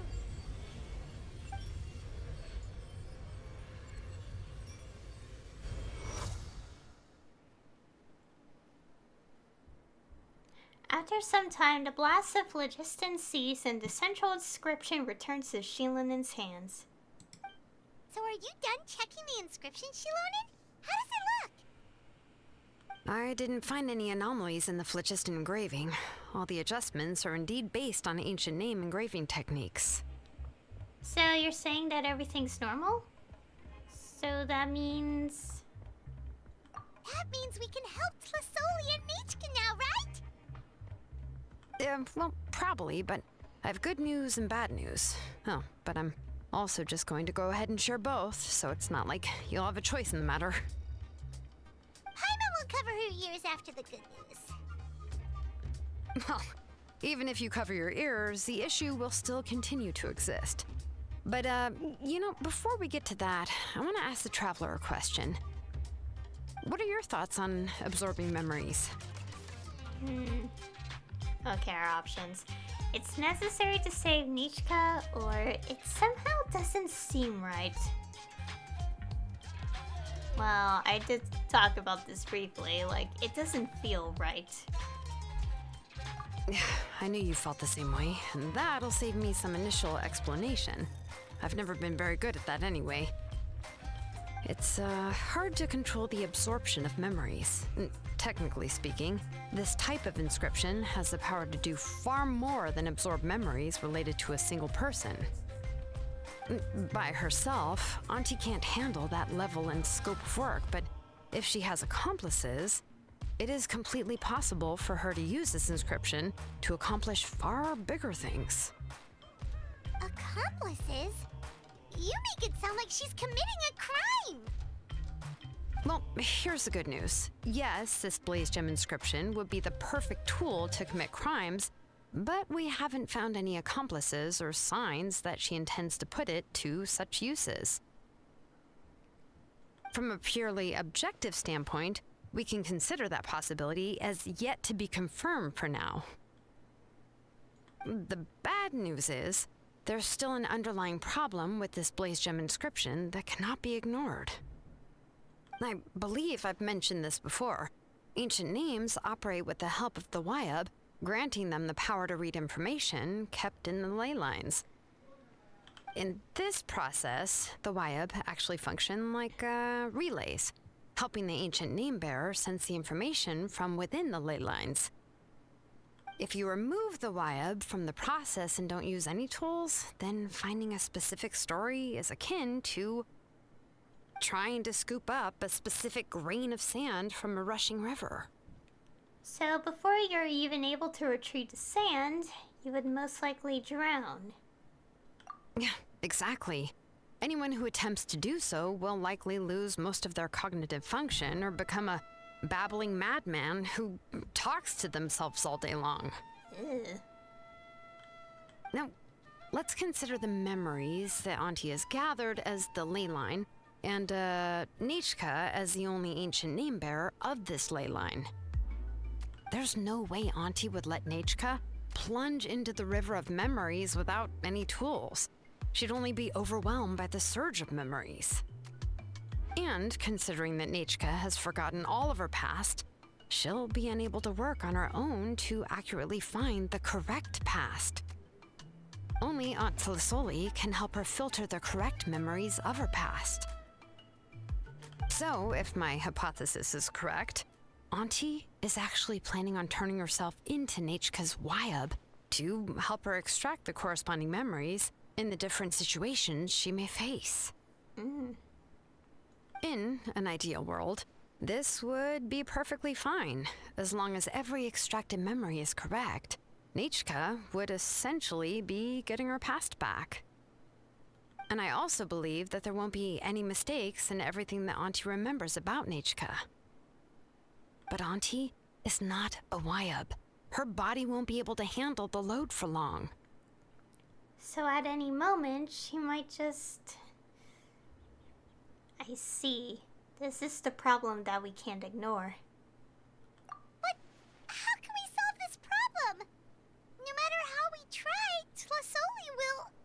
She's already made up her mind. She's ready to pay the price. Names are blessings for the future from people standing in the past. I've also made up my mind. Come on, let's go see Auntie. Oh dear. Alright. Return to Tlisoli's house. What happens if I do this? Because I keep staring at this right here. Oh, I go up here.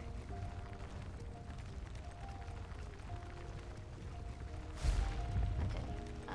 EQ. Okay. I'm like, what are buttons? Anyways. Oh, this little track playing.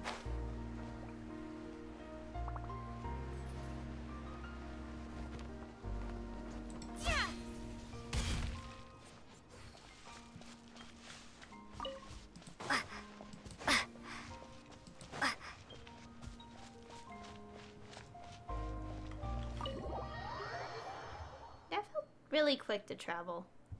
Anyways. My arms.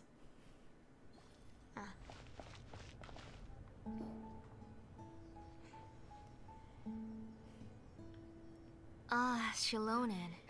It looks like you've made your decision. Am I right? Yes, here's some research that I've done. You can reference it to modify the way the central inscription operates. I'll also help you continue working on the Blaze Gem inscriptions, but I must have complete control over all the inscriptions and the ability to oversee their uses. The memories that can be absorbed by the inscription will be limited solely to Nechka's past. We'll plan a set time frame together from which the memories can be drawn from shortly. If you attempt to extract any memories beyond this scope, then I'll consider that as committing a criminal act and halt all work related to the central inscription. After the memory bank is constructed, the Blaze Gem inscription's absorption functions must be stopped immediately. Only functionalities for outputting memories will be kept. I accept. Thank you, Xilonen. I really... Auntie, you know I can't stand it when you do this.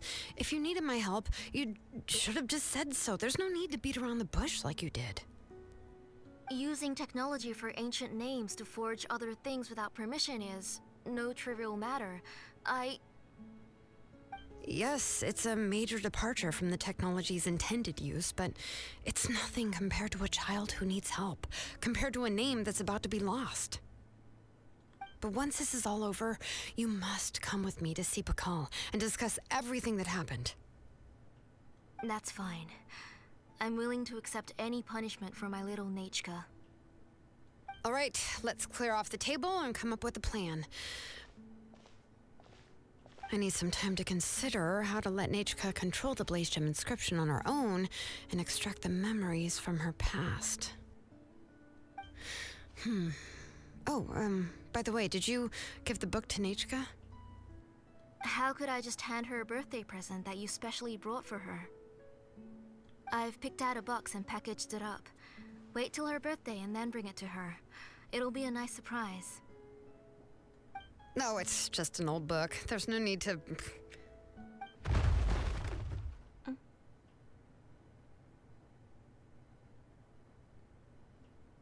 Oh, is Nechka up again?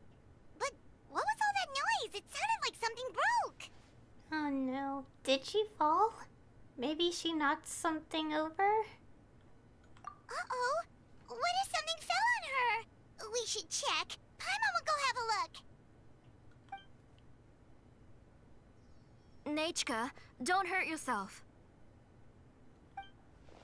Xilonen, is that you? You're Nechka? How many times have I told you? Don't get out of bed on your own. You were running a fever yesterday. Hello, Nechka. Thank you for the book. I've already read it several times. You've already read it? But didn't Tlasoli package up the book that Xilonen brought? No, she's all mixed up. The one she read isn't from Xilonen. It's one I bought for her before. A few days ago, she told me she wanted a book. I know nothing about these kinds of books, so I had no choice but to go to the tribe and look for a copy.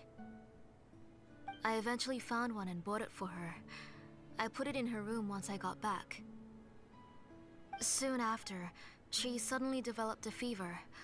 I was so busy taking care of her that I forgot about the book and even forgot that she had asked you for a gift. Auntie, do you know which version of the book you bought? Which version? The shopkeeper said it was the one with the perfect ending to the story. Apparently that's the only one you can find on the market now. Oh, it's all my fault. You wasted your money and now it won't even be a surprise. Oh, it's all right. It's just a book. As long as Nechka enjoys it, that's what matters. Oh, right. Nechka probably doesn't know us. You're Paimon and Miss Traveler. Mom told me about you. Oh, seems like everyone knows who we are now. No need to introduce ourselves anymore. Hello, Nechka. Yeah, Nechka seems to be doing pretty well today. Since she's been stuck indoors for the last few days, why don't we take her out for a walk?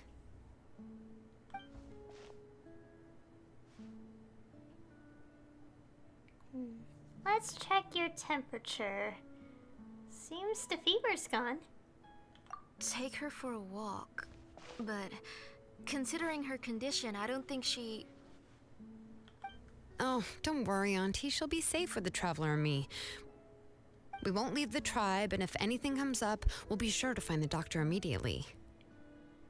Besides, it's her birthday in a few days, and we need to go to the tribe to buy some things. Let's give her a proper celebration. What do you think, Auntie? I promise I'll be good, Mom. Didn't you say before that I need more fresh air? All right. As you wish. I also happen to have a few repaired Blaze Gem inscriptions that I need to get back to the tribe. We can go together. Wait for a moment. I'll go get Nechka's water bottle and some towels. Some medicine. Oh, and a parasol.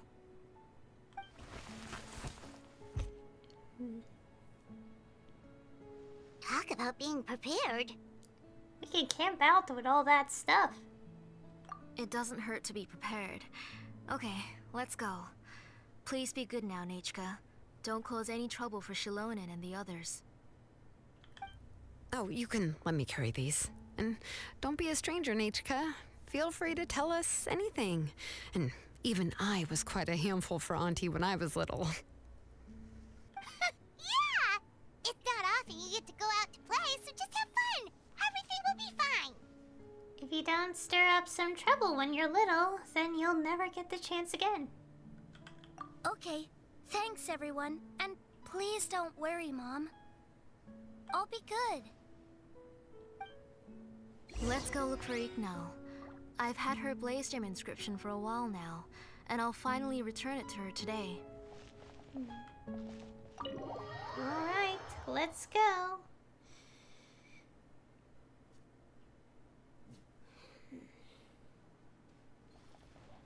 Okay. I'll teleport close so we can save time. Oh, right, I did quest, so I technically have things to accept from this. I'll do it later. Even though it's already maxed out.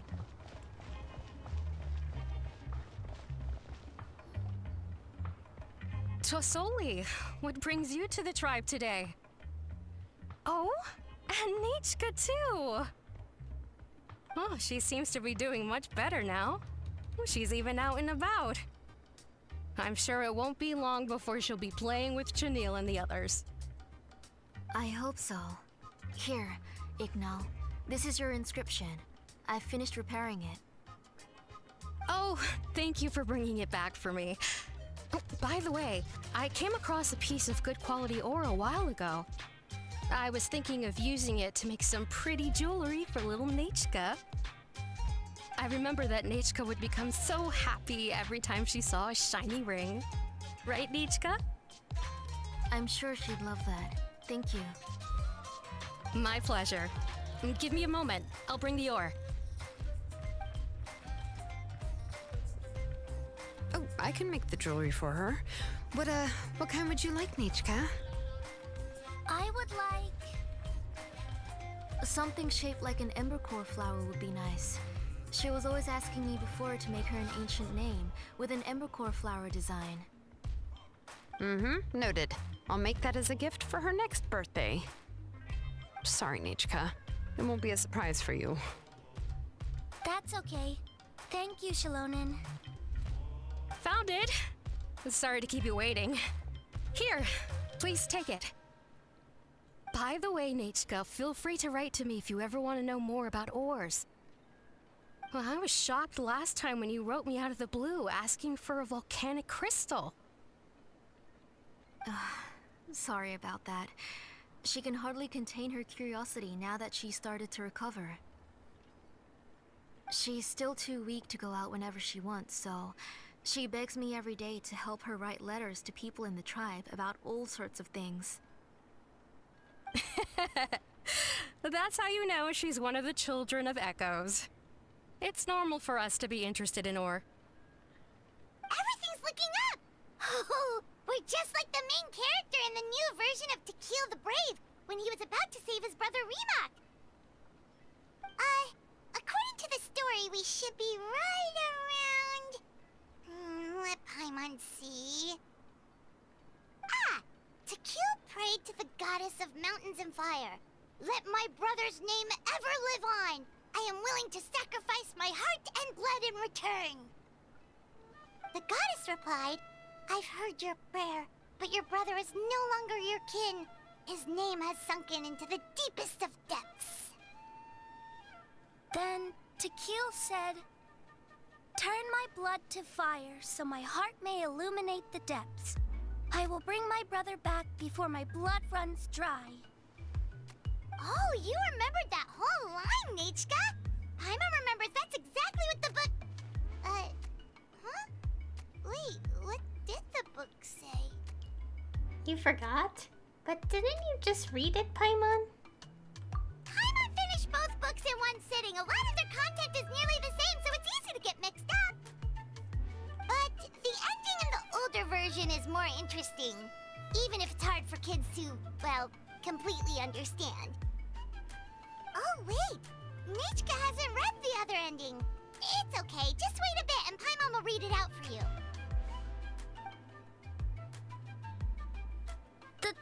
That's not true. Actually, I already know the other ending. You already know the other ending? But didn't you only read the edition your mom got for you? Hey, what are you all chatting about so happily? Huh? Mom, Miss Traveler and I were just talking about the ending of that book. We were just talking about how the bad guy was defeated and everyone returned home safely. It's a really happy ending. That's, not the other ending she was talking about. Aren't happy endings always nice? But if you already read the whole thing, then what will Mom have to read to you at bedtime? Guess you'll have to go to bed early tonight. But I'll buy you some more fairy tales next time, okay? Okay, Mom. So, how's Dior? It's pretty good quality. I'll be able to give Nechka a beautiful and durable piece of jewelry for her next birthday. But, you know, for now, let's focus on celebrating her upcoming birthday. Where are we headed to next, Auntie? Next, let's visit Apaish. He should be close by. Stay close, Nechka. Don't go too far. Yes, Mom.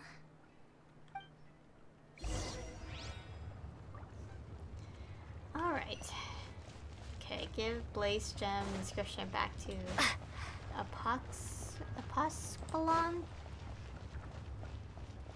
Alright.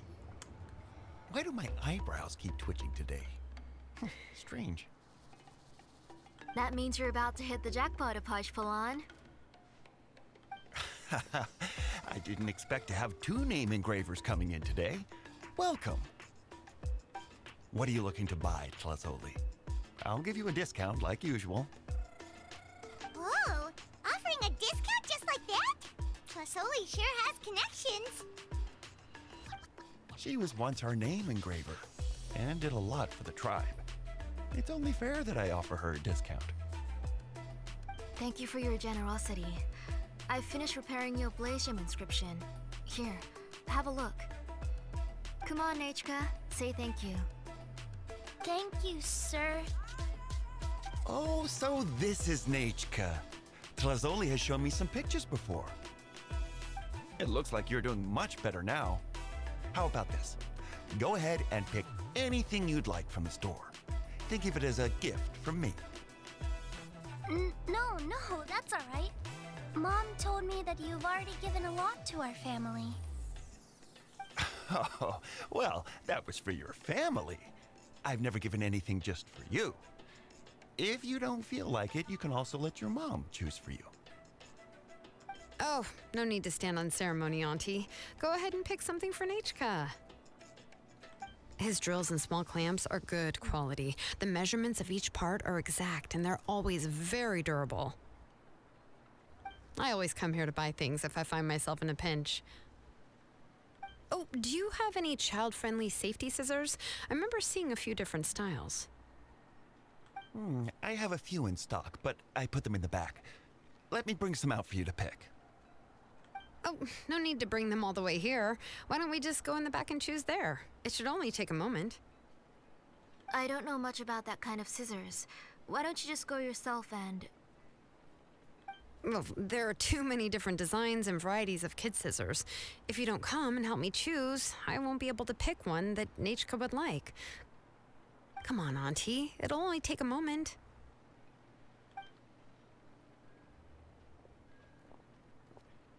And there goes Xilonen dragging Plasoli off to buy more stuff. Oh, what a busy day. Let's just wait for them here. Be sure to stay close, Nechka. I won't run off. Paimon, who's your favorite character in To Kill the Brave? Paimon's favorite? To Kill, of course. He went through a lot to rescue his family. In the old version of the story, he was never able to reunite with his family, but he was still really strong and fought as best as he could. He's a brave character. I admire his courage. What about you, Nechka? Which character do you like? I like Remak. Oh, the one who was possessed by Quatlique, but never forgot his brother to kill. He was also an amazing character. If it wasn't for his determination, both he and his brother would have been defeated by Quatlique in the final battle. Wow, you remember all the details, Paimon. Seems like you were really immersed in the story. Of course! A story's only interesting if you can really get immersed in it. Hey, Nechka, why don't we play pretend? You can be Remak, and Paimon will be Tequila, okay? You just like reciting epic lines. Miss Traveler, can I play the role of Quatlique? But isn't she the the old version, she even ate Reebok and took on his appearance. You said it yourself. That's the old version. That wasn't the one Nichka read. Ah, right. She read the version with a happy ending. And that one, Quatlique was defeated and the brothers both survived. Well, it doesn't matter. Only the lines at the end were different. You can go on ahead and say your favorite lines, Nichka. Paimon's read both versions, so she'll be able to play along. My favorite line is the one from the end. It's... Come here, Nichka. Look at you. You're sweating. Mom! Let me wipe your forehead. Now, drink some water. This child. You forget everything as soon as you start playing. We've picked something out for Nichka. A Paishpalan will deliver it to Auntie's house once he's packaged it up. How was Nichka? Oh, we were just about to get to the exciting part. Xilonen, did you leave us with Nichka on purpose so we could talk with her alone? Really? Oh, now that Paimon thinks about it, Xilonen has dragged Tlasoli away from us a couple of times now. But why? Nichka has a strange look on her face. Seems like she has something to say. Let's talk later. Just trust me and act normal for now. Oh, we should head to our last stop, Auntie. It's real hot today, and we shouldn't let Nichka be in the heat for too long. Right. Let's go see Chevin and head back home.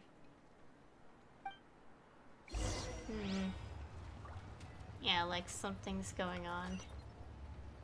It sort of felt like that to me, like something's not quite right, is there? Like there's a little more to what's going on, is there?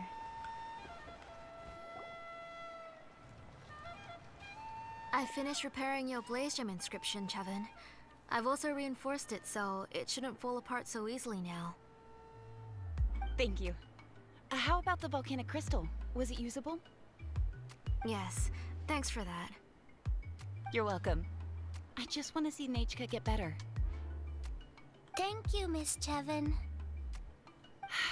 It's fine. Honestly, you're both too polite for your own good. I was wondering where you got the ore for such a large-scale blaze gem inscription. So you must be one of Auntie's accomplices, then. Oh, Xilonen.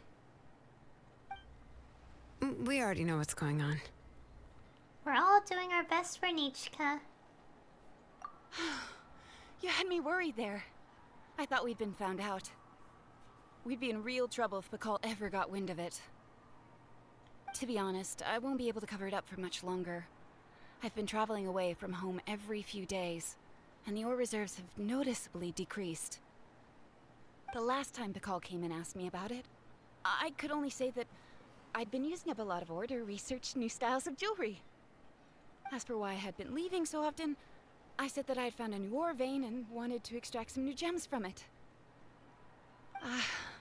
Sorry. I've been talking my head off. Please, come in and have a seat. Sure, we can sit for a moment, but... Miss Chevin, can I go see some of the jewelry over there? You mean Amisha's work? Sure, go ahead. Remember to stay in the shade as much as you can. Paimon wants to go too! We'll go together. Paimon hasn't looked at Natlan's jewelry very closely yet. I'll have to buy you some. If the price is good, we could buy you a whole set. Really? Then Paimon's gonna take a good look at what they have.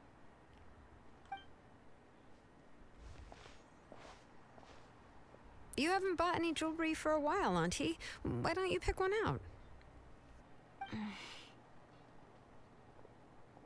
Shilonen's taking Lazu with her again. Let's keep talking with Nichka. Come on, Nichka! We don't know anything about Natlan's jewelry, so you can help us pick something out. Miss Traveler, Come here, Nichka.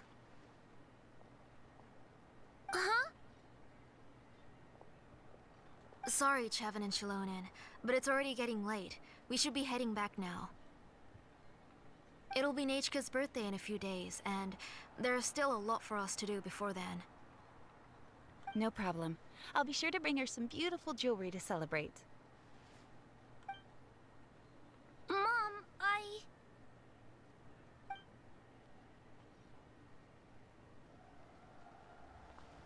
You're getting hot again. Here, Mom will carry you. Let's get going. You forget to take care of yourself once you start playing. Let's go back and we'll have a talk. I didn't. Nechka, I never taught you to lie. Sorry, Mom.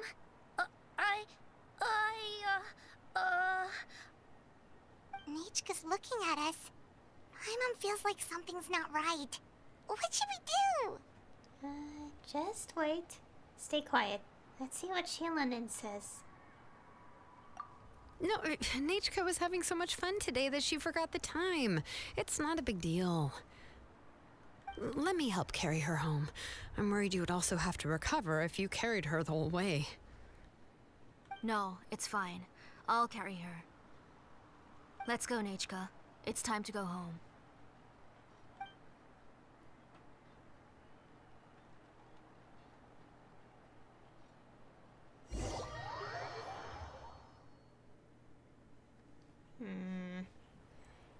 It's like... I don't know how to put it into words, but like the fact that something's obviously going on, it's like, it's reminding me of like very certain situations that are just like not good. Like, I guess you could say it's kind of like gaslighting, but also more to it. If that makes sense.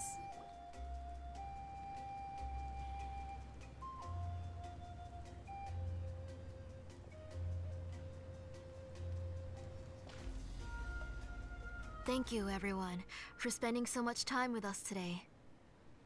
Please be sure to come to Nechka's birthday party.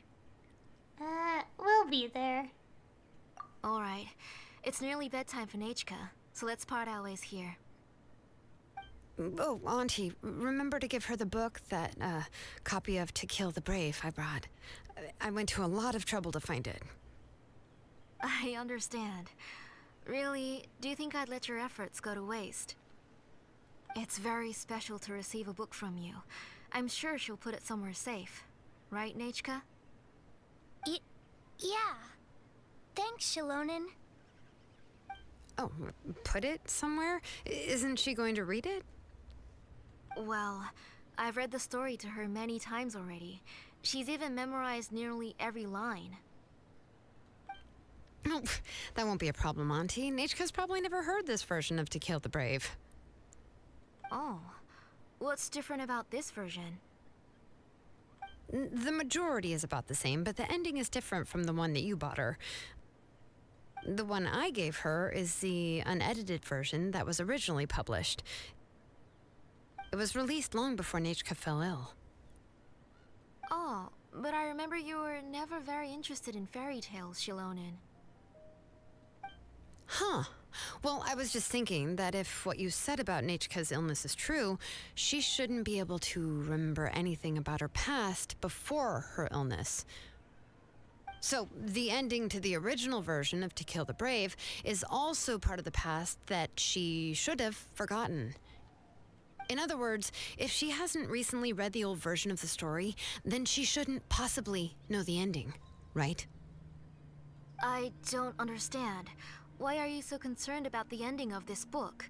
Even if she does remember the ending, what does that prove? Maybe she snuck out somewhere when I wasn't watching and read the first edition of the story.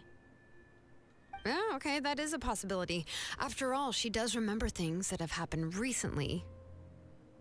In which case, yeah, let's go ask around the tribe and see if anyone remembers Nechka reading the book. There are only a few shops in the tribe that sell books, or we can just ask Nechka where she'd read it. The booksellers all have inscriptions, so there's a chance that their memories... So, you admit that the inscriptions can affect the tribe's current memories? I was very clear that I would consider that a crime and would stop all work on it. There must be a few more books at home. I do not wish to see your blood be reduced to ash, but I have seen the light of your heart and spirit. I beg your pardon? Nechka, where did you read that book? Answer me. Go home, Nechka.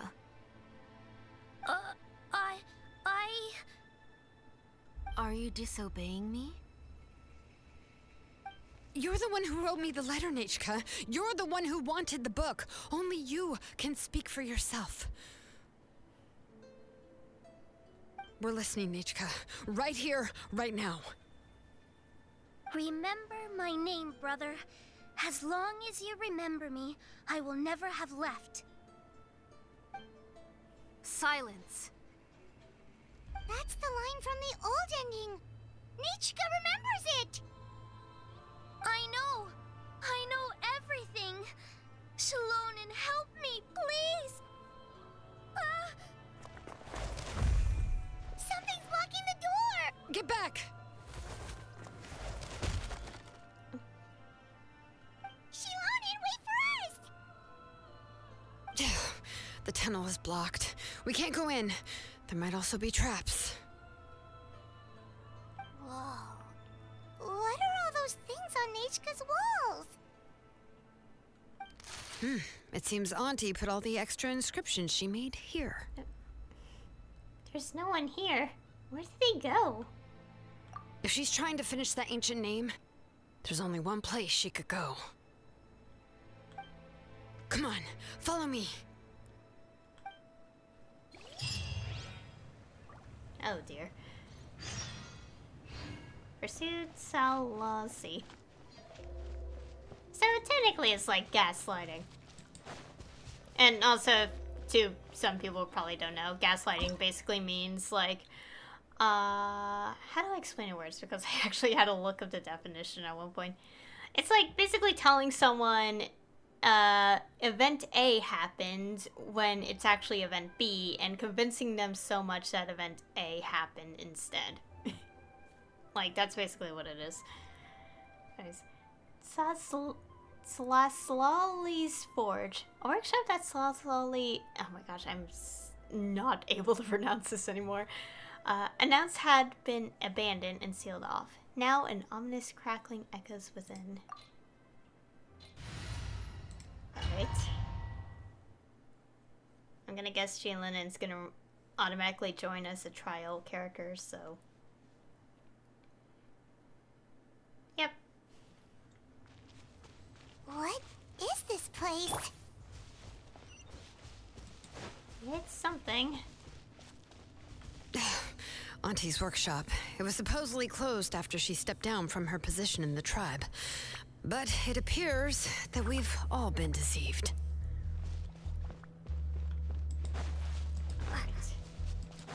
Why are there people up ahead? If you're up to shady business, you have to hire shady people to help you. Let's go, don't hesitate! Alright. Let's finish this fast.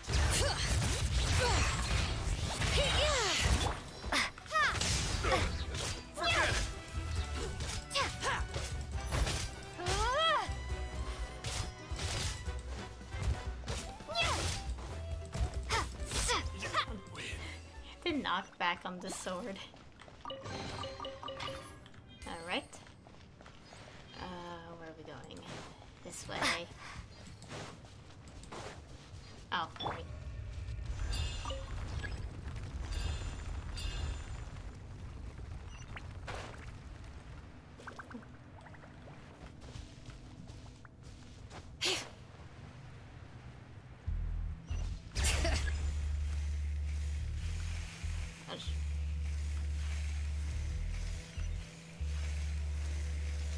Okay.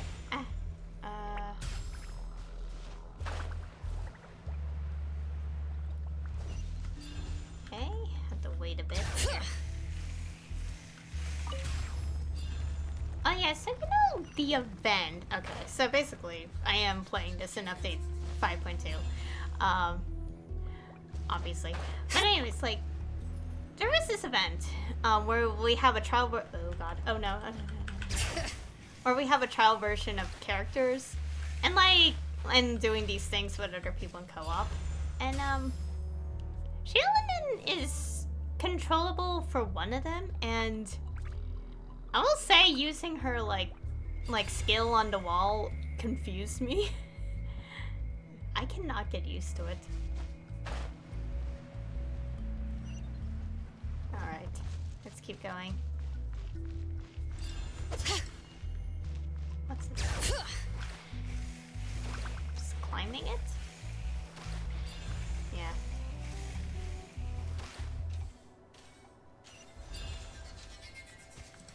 Come on! Show me your courage! Stick around!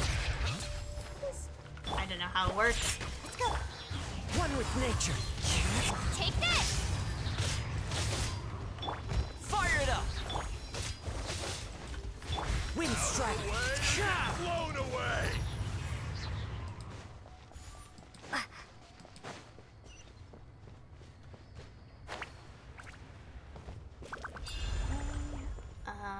Up there. Bring it!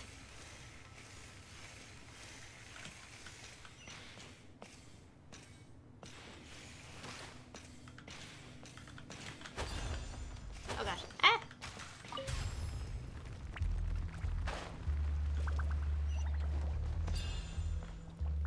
I am trying to look up, but it's so hard to see.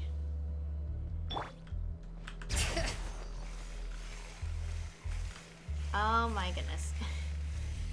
I kinda don't like using this skill. I can't understand walls.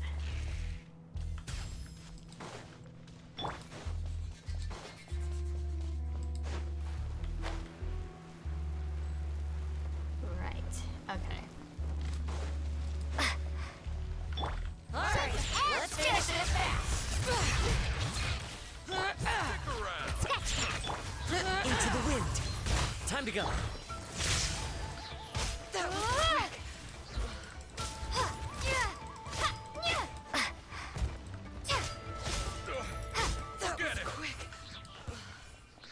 Oh, there we go. Enemies. The wind knows me. Check this out.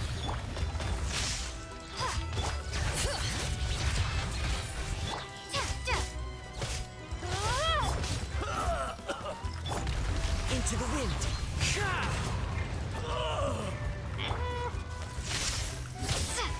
Back the enemy out. The wind knows me. Think you cleared that?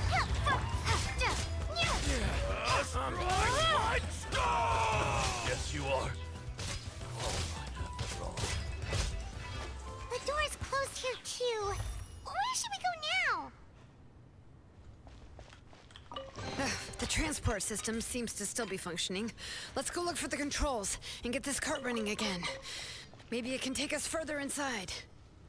Alright, let's do that. Okay, go up there. All right, let's keep going. Okay.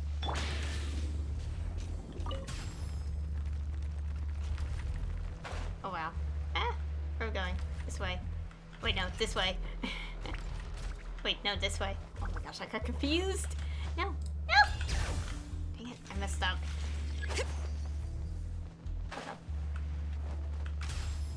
It went so quick and I got confused on directions. Oh dear. Bring it. Okay, let's... Okay, there. Okay. Okay, now we're going the correct way. That was confusing because I was like, what?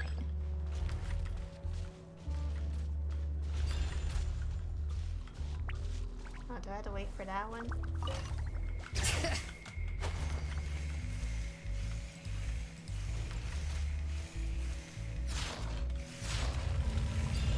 Go.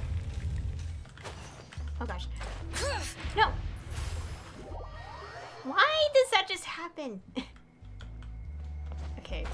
Gosh, I hate when I accidentally press the wrong button. That's awkward and terrible. And now everyone doesn't have their thing anymore.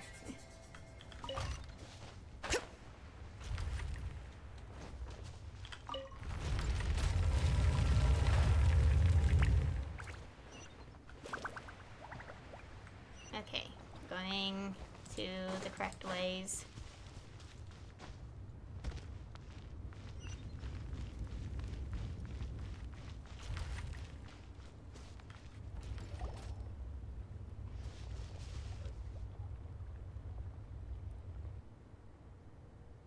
You got here quick.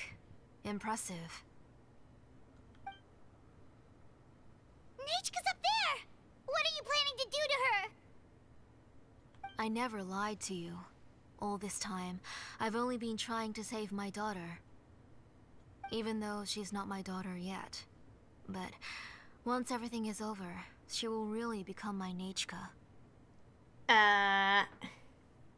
What is she saying? Is she not Nechka? Infusing memories, forgetting the past. So you figured it out.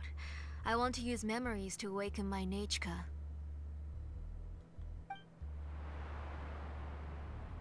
She has stayed in the Night Kingdom for far too long. She's afraid of the dark and cold. I'm the one who made her stay there alone, so I must bring her back. Don't worry, Nechka. Mom hasn't forgotten anything. She has always remembered your name. Night Kingdom? So, is Nechka already dead? I'm afraid so. Oh. Then, who's that girl lying up there? She's a child from my tribe. Her parents were killed in the same abyss attack. But wouldn't you know it, her birthday is the same as that of my Nechka. I raised her and took care of her for many years. I thought that taking her in would help me feel better. I was so happy the first time she was willing to call me Mom. But then, I suddenly felt very scared. Is she really my child? My child's name is Nechka. It could only be Nechka. How could I be happy? My little Nechka is still waiting for me to get her home. As I said, I only want to bring Nechka back, even if it costs me everything. And now, the time has come for me to pay. I don't like this. As for my useless ancient name, it's finally time to put it to good use. If you're not willing to help me, then you can become the fuel for Nechka's ancient name.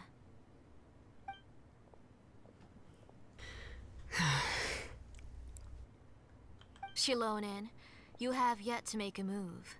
I take it you're examining the inscriptions around you. It's no use. I've already set up the Blaze Gem inscriptions, and the engraving diagram has already begun to run. It's all thanks to your ideas. Now, the central inscription will finally become Nechka's ancient name. After Nechka returns, I'll make sure to invite you to her birthday party. Let her go. Get behind me, Paimon. You're not gonna go up there, are you? Nechka is already dead. I can't let her harm an innocent child. There's a flaw in this engraving diagram. The weak point is almost about to activate. So on my mark. Don't worry, Nechka. Don't worry. Mom is here. 3. Mom will always be with you. I'll never forget you. 2. Wake up, Nechka. Now. Please, wake up. 1!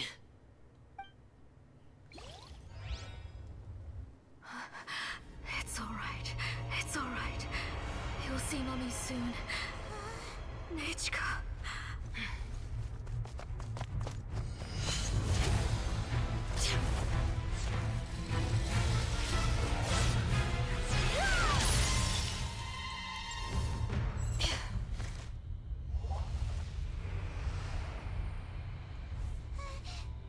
Keep back! Those are distorted thoughts. And the mists are the thoughts' twisted cries. If you become tainted by them, they will control you, and you'll never be free again. Where are you? I don't want medicine. It hurts. It hurts. Why am I alone? Nichka, why? No more medicine. Will you stay with me forever? Please never leave me again.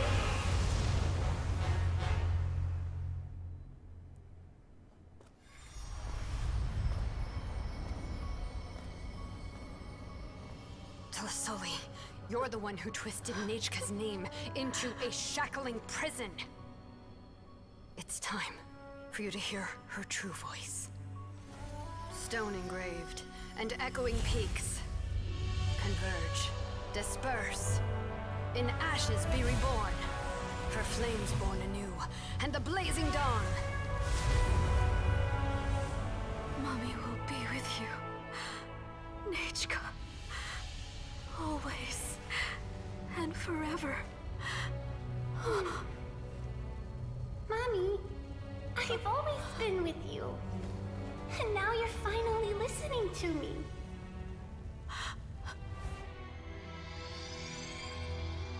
The old births the new, as flowers shield the roots, so life ever cycles until we return to the loam. We've known each other a while, but we've never met. You're Nechka? Yes, but I still don't know your name. My name's Nepeka. It really suits you.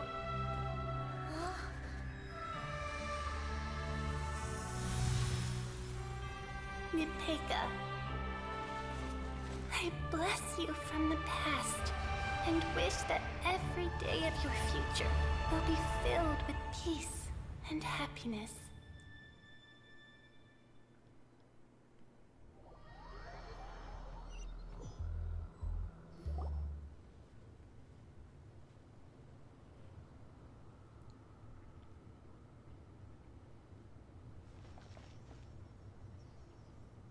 I saw Nechka and was speaking with her, but now, where did she go? Nechka? Nechka? Where are you? Answer, Mummy. Please. Please. Xilonen, you saw her too, didn't you? You saw my little Nechka. I felt her hands and hugged her. I was right. I was right. Those gray shadows were just a minor mistake. I just need to restart the ritual again. Alright, I'll start it again and Nechka will... Have you still not come to your senses, Auntie? What senses? I was not wrong. Nothing about what happened was wrong. She's just a little upset and was trying to ignore me. That child sure knows how to throw a tantrum. But I understand. I can accept that. Enough, Tlasoli! The person you summoned with the Blaze Gem inscription wasn't the real Nechka at all. You collected memories of Nechka from countless people, but you forgot one thing. Among what you gathered were not only real memories, but also countless emotions. Didn't you realize what kind of emotions people would feel upon seeing Nechka's condition? When people held a dying child's hand, when they felt her faint breath and saw the helplessness in her eyes, when they sensed her body growing colder and colder, what could they feel but abject pain and sorrow? I took those emotions. You absorbed those emotions into the Blaze Gem inscriptions and solidified them as a piece of her past. Those gray figures were projections of that past. They could only reproduce the appearance of Nechka in her sickly state. What the real Nechka wished to say was drowned out by those twisted and painful thoughts. I didn't want things to turn out like this. All I wanted was to remember Nechka, to see her again. Nechka has always been with you, Auntie. Everything has long been recorded on your ancient name, the one you said was useless. You exhausted every option and sacrificed everything in the hopes of saving your daughter. That is undeniable. But have you forgotten the true meaning of your own ancient name? My ancient name is Undugu. The immovable love between you and Nechka has already been recorded in your ancient name, but you chose to ignore that. Names are blessings from the past to the future. You told me that, Auntie. You gave Nechka her name, her first blessing. But now, you've turned her name into a prison by taking an innocent child captive, and you've imprisoned yourself. Nechka is everything to me. Without her, I can't see any future for me. And as for blessings... what blessings have I had since the day she passed? I see her in my dreams every day, grasping my hand, telling me she's in pain, asking me to hold her. But I can't say anything. I can't grasp her hand. All I can do is shout her name over and over again until I wake up. Every day, every single day, I've hated myself, and ancient names too. Who knows? Maybe hate would have been the only thing left to her too. You think Nechka would have come to hate you? Auntie, do you still remember the last words Nechka ever said to you? Do you remember what her final words really were?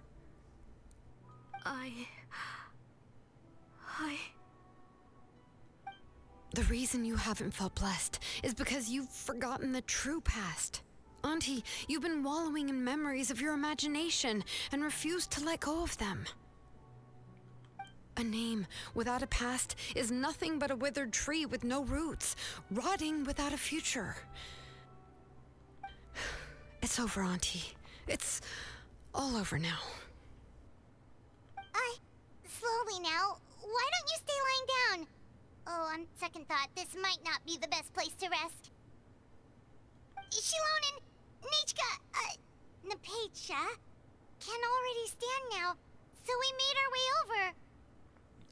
Let me help you. I can carry you. Thank you, Paimon and Miss Traveler. I'm fine, really. The real Nechka helped me just now, so it doesn't hurt much anymore.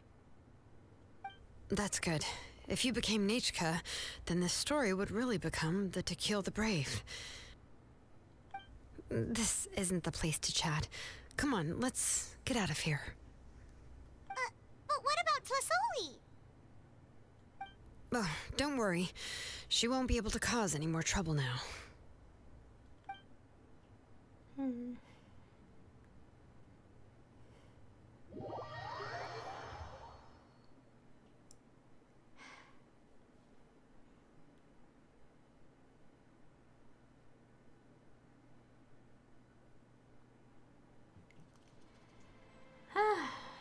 Well, that was a lot. Gosh. It's like, I understand that the loss of a child is painful, but kind of having another kid literally replace the one you lost to the point that you replaced their memories, I'm like, there are better ways to deal with trauma. What's the word? Despair. What's the other word? Loss? Like, there's other ways. It's like, oh my god. It's like this one game. I'm not gonna say the name to avoid spoilers, but This one game kind of did that, where it's like that there were twins, but one, like, identical twins. One died from an unfortunate accident, and the surviving twin was turned to be like their other, like to become like their deceased sibling, because their parent liked the one that died from an accident more, to the point that they're willing to literally replace their favorite with the other twin by, well, to put it simply, by erasing their memories and, like, essentially gaslighting, but with memory loss, amnesia mixed in. I don't know. It's messed up.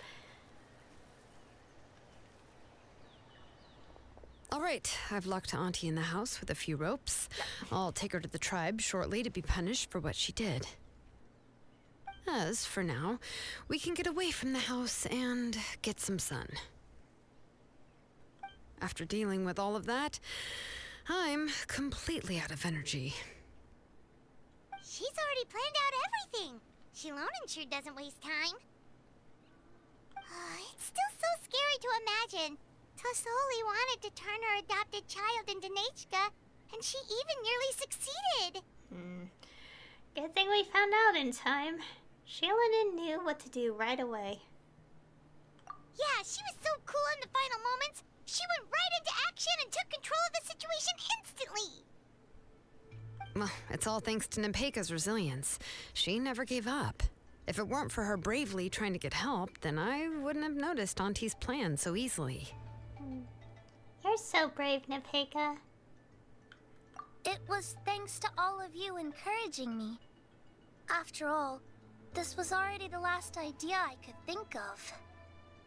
I tried to get the attention of many others who visited before, but they were all either quickly whisked away by Tlasoli or simply refused to believe me.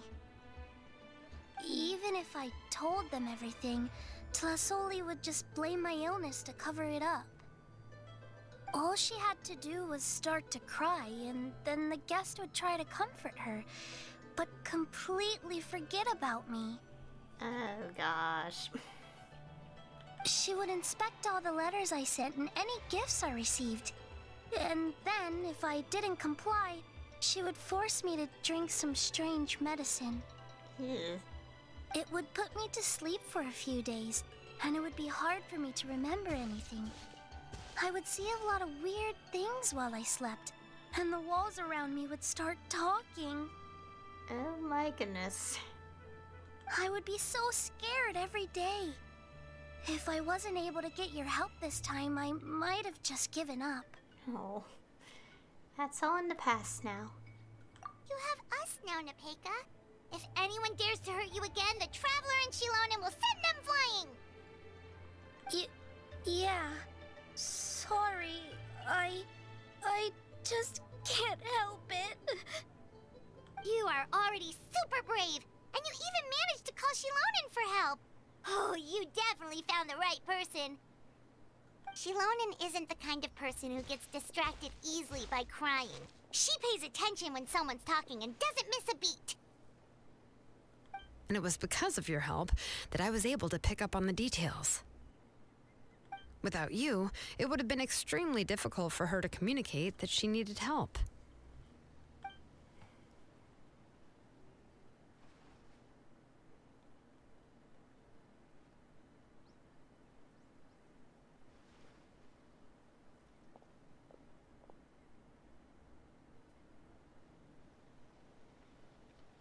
Tlasoli would certainly be more on guard if I tried to speak with her, and would probably have just kept Nepeka locked up in her room again. So we had a part to play too! But where did Tlasoli even get the confidence to try this scheme? When Nechka was alive, surely many tribe members would have tried to help her. Was she not scared that someone would realize that Nepeka wasn't Nechka? She must have been using the Blaze Gem inscriptions for a very long time. That's certainly a possibility. The inscription she created would not only collect information related to Nechka's past, but also actively erase people's memories of Nechka. It's similar to graffiti. If you want to paint something new on a wall that has been painted before, then first you must remove the old painting. It's possible that I was also one of her targets, which would explain why she was so willing to let me have the central inscription. Whoa, and you still took it? If it were Paimon, she would have thrown that thing away the first chance she had! Well, you can't uncover the truth without taking some risks, right? If I hadn't disassembled the inscription myself, I would have never realized her actual motives. So you suspected her from the very beginning? Oh, no, she's my auntie after all. How could I have seen her as a villain from the start? The most I did was keep the possibility and a corresponding plan in mind, and it was just our luck that the worst case scenario actually happened. But now that I look back on it, we still managed to rescue a suffering child, even if that wasn't our original intention. Anyway, I think we've just about summarized everything and praised each other enough by now. Everything is finally over, and Nepeka can finally be herself. So, what should I do now, Xilonen? You should do whatever you like, of course. No one's going to lock you up anymore. But I don't know what I can do. Everything I know is about Nechka. What she liked to eat, which flowers she enjoyed, how she acted and spoke. I'm not her, but I can only be like her. I don't know, Xilonen. I just don't know. Oh, don't worry, Nepeka. The Blaze Gem inscription isn't working anymore. No one will force you to be somebody else again. But I no longer remember anything about myself now besides my name. What if I never remember my life and lose all of my past? I'm scared, Xilonen. What should I do? Oh, don't cry, Nepeka.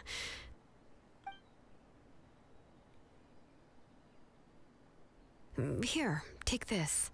I took some ore from Tlasoli's collection and made this as a mold. A Blaze Gem inscription! You can make them too? Oh, of course not. It's just a pretty piece of stone. Take it. I've engraved your name, Nepeka, on the top. This is your first blessing, the one you received from a pair of people who loved you with all their hearts. It has always protected you and stood over you. For all of past, present, and future, it's never strayed far. But I don't even remember the names of my parents. I don't remember anything.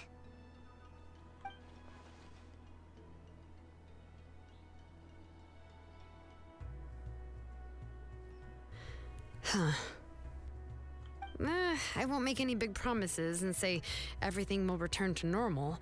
I'm not sure what kind of future you will face. I can only promise that no matter what the future holds, your name will never fade. This is a blessing given to you by a name engraver. You'll continue to grow and mature as a sapling sprouts upward and becomes a healthy tree, or as birds spread their wings to fly high into the sky. Your name is your starting point, as well as your guide. Remember your name and everything you've experienced, and you'll know how to step into your future.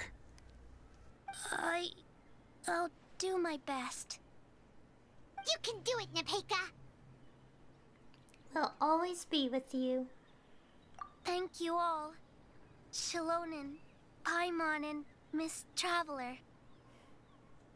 If you really can't come up with what to do, don't worry. Just relax and take it easy. We're from the same tribe after all. If nothing else works, I can always go to the elders and look up your history. And until then, you can stay at my workshop. I can handle another mouth to feed. So you do have a backup plan? Do you think you can find anything about her? Oh, I don't know if the plan will work. I'm not even sure who I should look for. Well, rather than placing our hopes on a plan that relies so heavily on luck, we should just focus on ourselves. Well, anyway, enough about all that for now. Let me take Tlasoli back to the tribe first. Oh, come with me, Nepeka. Oh, gosh. I nearly forgot that we haven't even had dinner yet. What would you like to eat? Huh? Oh, anything. I'm not picky. Oh, good. Let's go. We have a lot of work to do. We have a very busy future ahead of us. Oh, and one more thing. Happy birthday, Nepeka.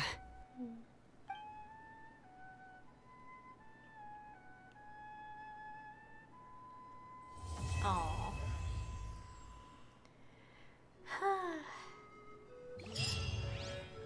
And that was the end of the Tribal Chronicles. Oh, there's a little something. A little something extra, I guess. Serenity Surprise. I forgot how to pronounce. Tlasololi awaits her punishment. Nepeka has regained her name, and the Blaze Gem inscriptions are about to be destroyed. A nightmare and entrapment have both dissipated, and it is all over. Xilonen has also brought Nepeka to her workshop. Perhaps she still has something in mind. I guess there is still something left, so I guess I'll do that. I have to wait the next day. It says visit Xilonen the next day. Yeah, that was quite eventful. Oh my gosh, the moment when Nepeka explains a little more of what she's been through, I'm like, oh my goodness, the woman is worse. Like, it's like, she was already pretty bad taking an innocent kid and pretty much trying to turn that innocent kid into, like, her deceased child, like, replacement. But, oh my goodness. That makes it worse.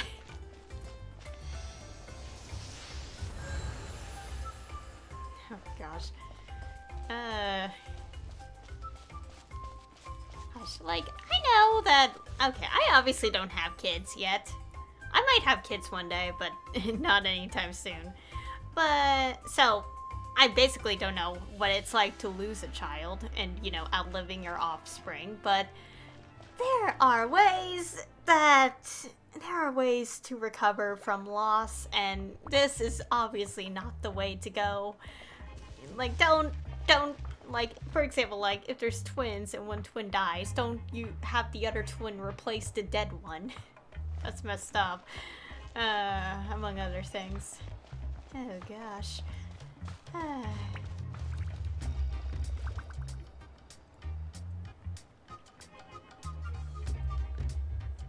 Oh, you're here. Everything's been taken care of now. I was just about to go have a rest. So what about Tlasololi? Will she be punished? Well, the tribe is still discussing that. I mean, not many have ever used ancient names to commit a crime. Pakal will have a lot on his plate. What I do know is that Tlasoli's workshop will be closed permanently, and any remaining incomplete Blaze Gem inscriptions will be completely destroyed. And as for the completed Blaze Gem inscriptions, I'll be handling them, which, whew, yeah, yet another hassle to deal with. Anyway, at least her ancient name is fine. Otherwise, we'd have a real mess on our hands. Oh, and speaking of ancient names, I actually have some good news. The memories that were absorbed by the Blaze Gem inscriptions can be restored to their owners. Oh, that's good. Now, once all the Blaze Gem inscriptions stop working, the memories will return to their respective owners. So everyone's memories of Nachka will all come back? Yeah, that's right. Huh. Wait, now that I think about it, in her attempt to get Nachka to come back, Auntie made the entire tribe forget about her. Now, Nachka really is gone, but everyone is about to remember her. Phew, what a bizarre turn of events. How's Nepeka doing? She's resting in my workshop. I contacted others from the tribe and told them about my plan to conduct an official investigation into her history. The tribe hasn't responded yet, so I'm planning to take her in for now and teach her some crafting skills. Oh. But that's for another time. For now, she should just rest and sleep. After all, she's got a busy future ahead of her. Alright, and that's it. Oh, that's the other quest. This one. I'm doing that on my own. Yeah, I saw this interlude. I'm not doing it until the voice actors are all completely returned and, you know, stuff. What's... Oh, he's the Pilgrim Chronicle. Yeah, Xilonen's thing. You recovered a true soul alongside Baraka, and you wish that soul happiness from here on out. Aw. Huh. Okay, yeah, I obviously have not done the, have not done the interlude or, Chaska's, well, the Flower Feather Travel Chronicles, which is also has Chaska's thing. So I don't know what fills in here. I have been a little spoiled to know that one of these... Wait.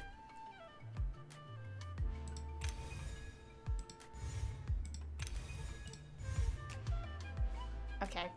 I kind of seen like where some of the other ones are as of this update, but I don't remember. Is that a good thing? Because spoiler reasons? I don't know.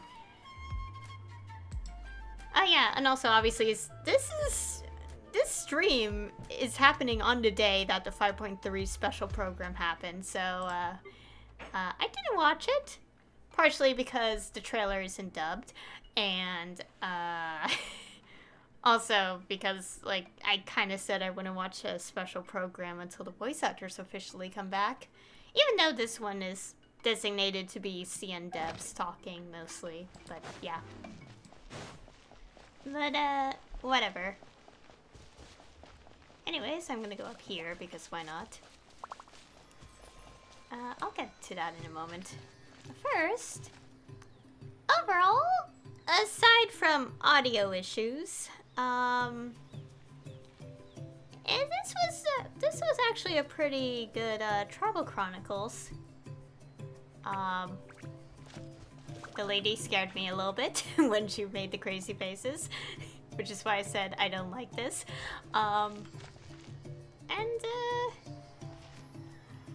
It was pretty interesting when you like look at it overall, where it's a mother who lost her child and technically took an orphan kid and basically tried to replace their dead kid with the orphan kid by manipulating the memories of said kid. Oh dear. Gosh. Considering a couple stories I've seen that like played with this like story trope, I don't know if I would say it's a trope, but oh my goodness. Like, again, as I said, I don't have kids, so I don't understand what it's like to lose a kid, but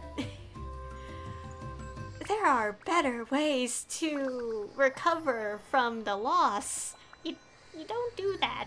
You don't, like, take away someone's identity to basically make them replace your dead kid, literally. Like, there are better ways. I'm like, why? Yeah, so that's the thing. Pretty good quest. Also makes me concerned. but because you know of what happened to the poor kid. But yeah. Anyways, it was pretty good. I don't think I have anything else to say.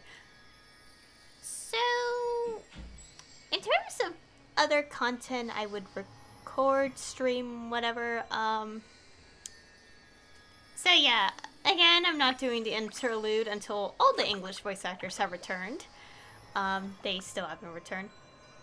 Yet, it's kind of a difficult situation, complicated, because for most of, from what I've heard, from what quite a few of us, a lot of us have heard, they're no longer recording for the game, which means everything from 5.2 onwards is not pre-recorded that far in the past. Because the thing is, okay, this will go into a lot of talk here. The strike started on July 26. So basically, up to 5.1 was pretty much recorded before July 26, as far as we know. So everything after that update is all recorded from a different studio, as far as I know, based on Formosa's not recording for the game anymore. And we also have to remember that the Formosa that worked on Genshin was not interactive, it was Ocean Post. But it's kind of a complicated situation because of basically it's like, even if a studio isn't struck, but if they didn't sign the interim agreement, it still counts. There's a lot going on with this, but basically, we're like voiceovers from 5.2 current update onwards is all not recorded before July 26. It's all new. So we know that these voice actors are not at that studio anymore in some way. No direct confirmation, but it should technically be clear to us that this is the situation. And yeah.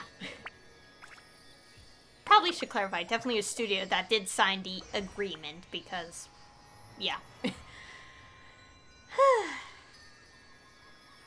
Anyways, the point being, I'm not recording the interlude until all the voice actors have come back.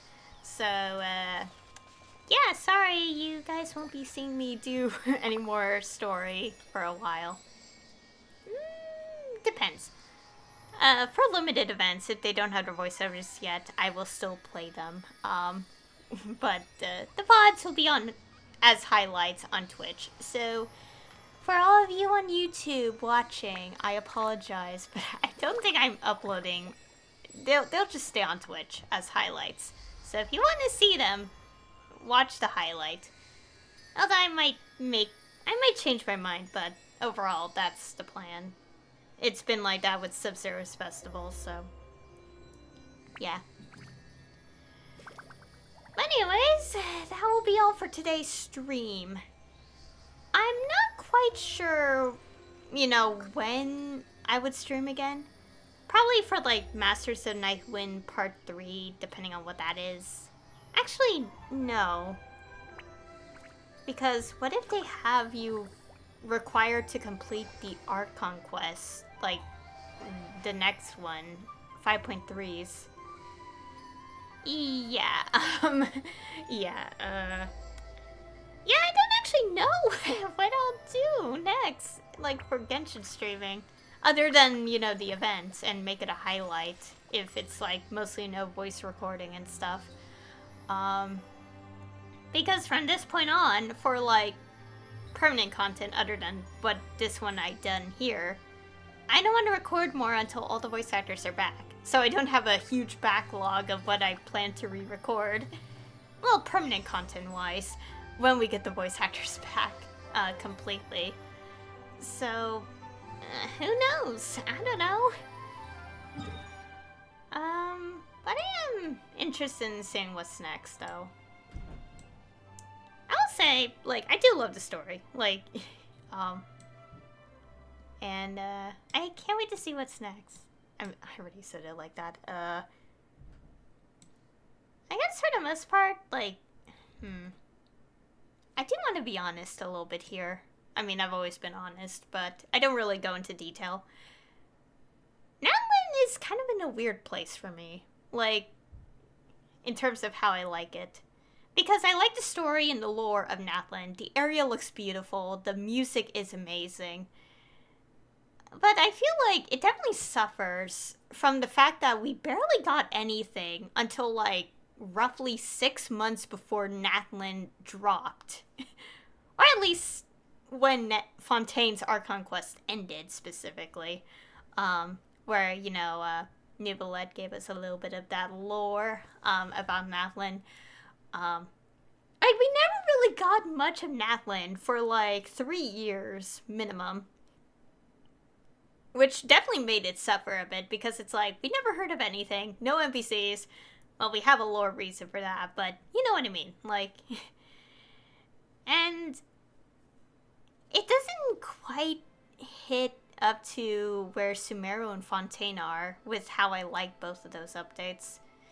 And, as much as it's a little awkward to admit, I feel like the fact that there aren't many male characters kind of contributes to why Natlan is lacking in some way.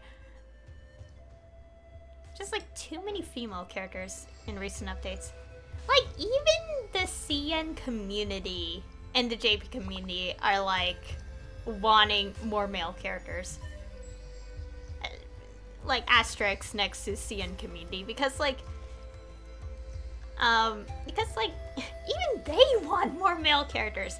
Like, if even the CN community is asking for more male characters, I'm not a source for this, but I'm just like telling from like the constant like complaints like here and there, like all over the place, like, but still, even if even CN community specifically is complaining about the lack of male characters lately, you know something's wrong. Because, you know, yeah. And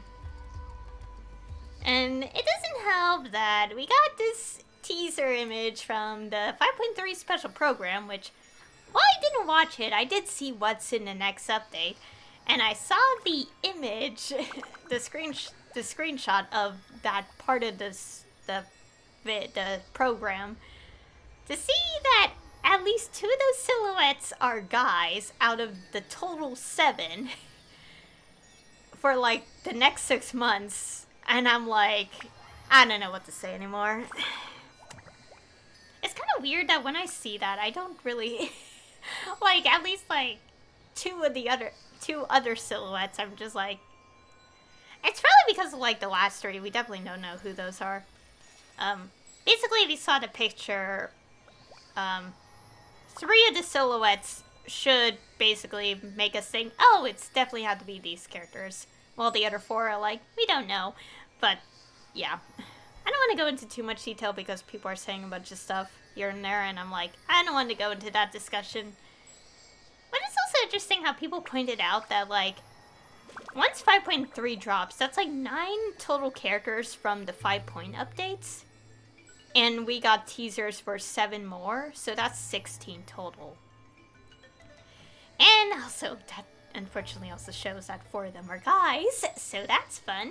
At least the silhouette that could be Aoife, because the hat and the little thing, bird, saurian thing, I don't know what it is, but it matches up with like what was also shown in the special program, and also the hat and stuff matches up with the picture of Aoife. That, from what I checked, it's in Auron's character story. Auron drew that picture for Aoife's vet clinic, which is so cute. I love that. But anyways, point being, oh my goodness. But as I said, if even the CN community is complaining about the lack of male characters, then you know something's wrong. Hopefully. But also, what I also pointed out, 16 characters total for 5-point updates. But every update has, every region update, like, you know, 2.0 to 2.8, for example, always had like, since the Inazuma patch, had 17 characters per update. Like released per region updates. Or one off, unless something is different. So, okay, I know I'm rambling at this point, but it's like there could be one character we haven't seen yet, because it said next 6 months, which is up to June, July, but if we're going on the pattern of the updates, isn't it like, doesn't that hit up to like 2 months before probably when we could expect Snezhnaya? I don't know. Whatever. Anyways, yeah, you could tell where pretty much a good chunk of the fan base is at with the lack of male characters, if even the CN and JP community are upset about it too, and it's not just an English thing. I just want to get that out of my chest because I'm like complaining. And then you have the idiots being like, oh, just play a different game, where that makes no sense for starters. And have people forgot that this game released with quite a few male banners? Like, did people just collectively forget that? Seriously, Inazuma was not this bad. Like, last I checked. It's so bad. But anyways, I should probably end it here before I continue on with this. Overall, in terms of what I actually did on stream today, this was a pretty good tribal quest. And the lady scared me, especially with the scary faces. But she was like, yes, I can bring my child back at the cost of erasing an orphan child's identity. So that's the thing. It was pretty good. And I think that's it. So anyway, thank you all for watching. And I'll see you all next time.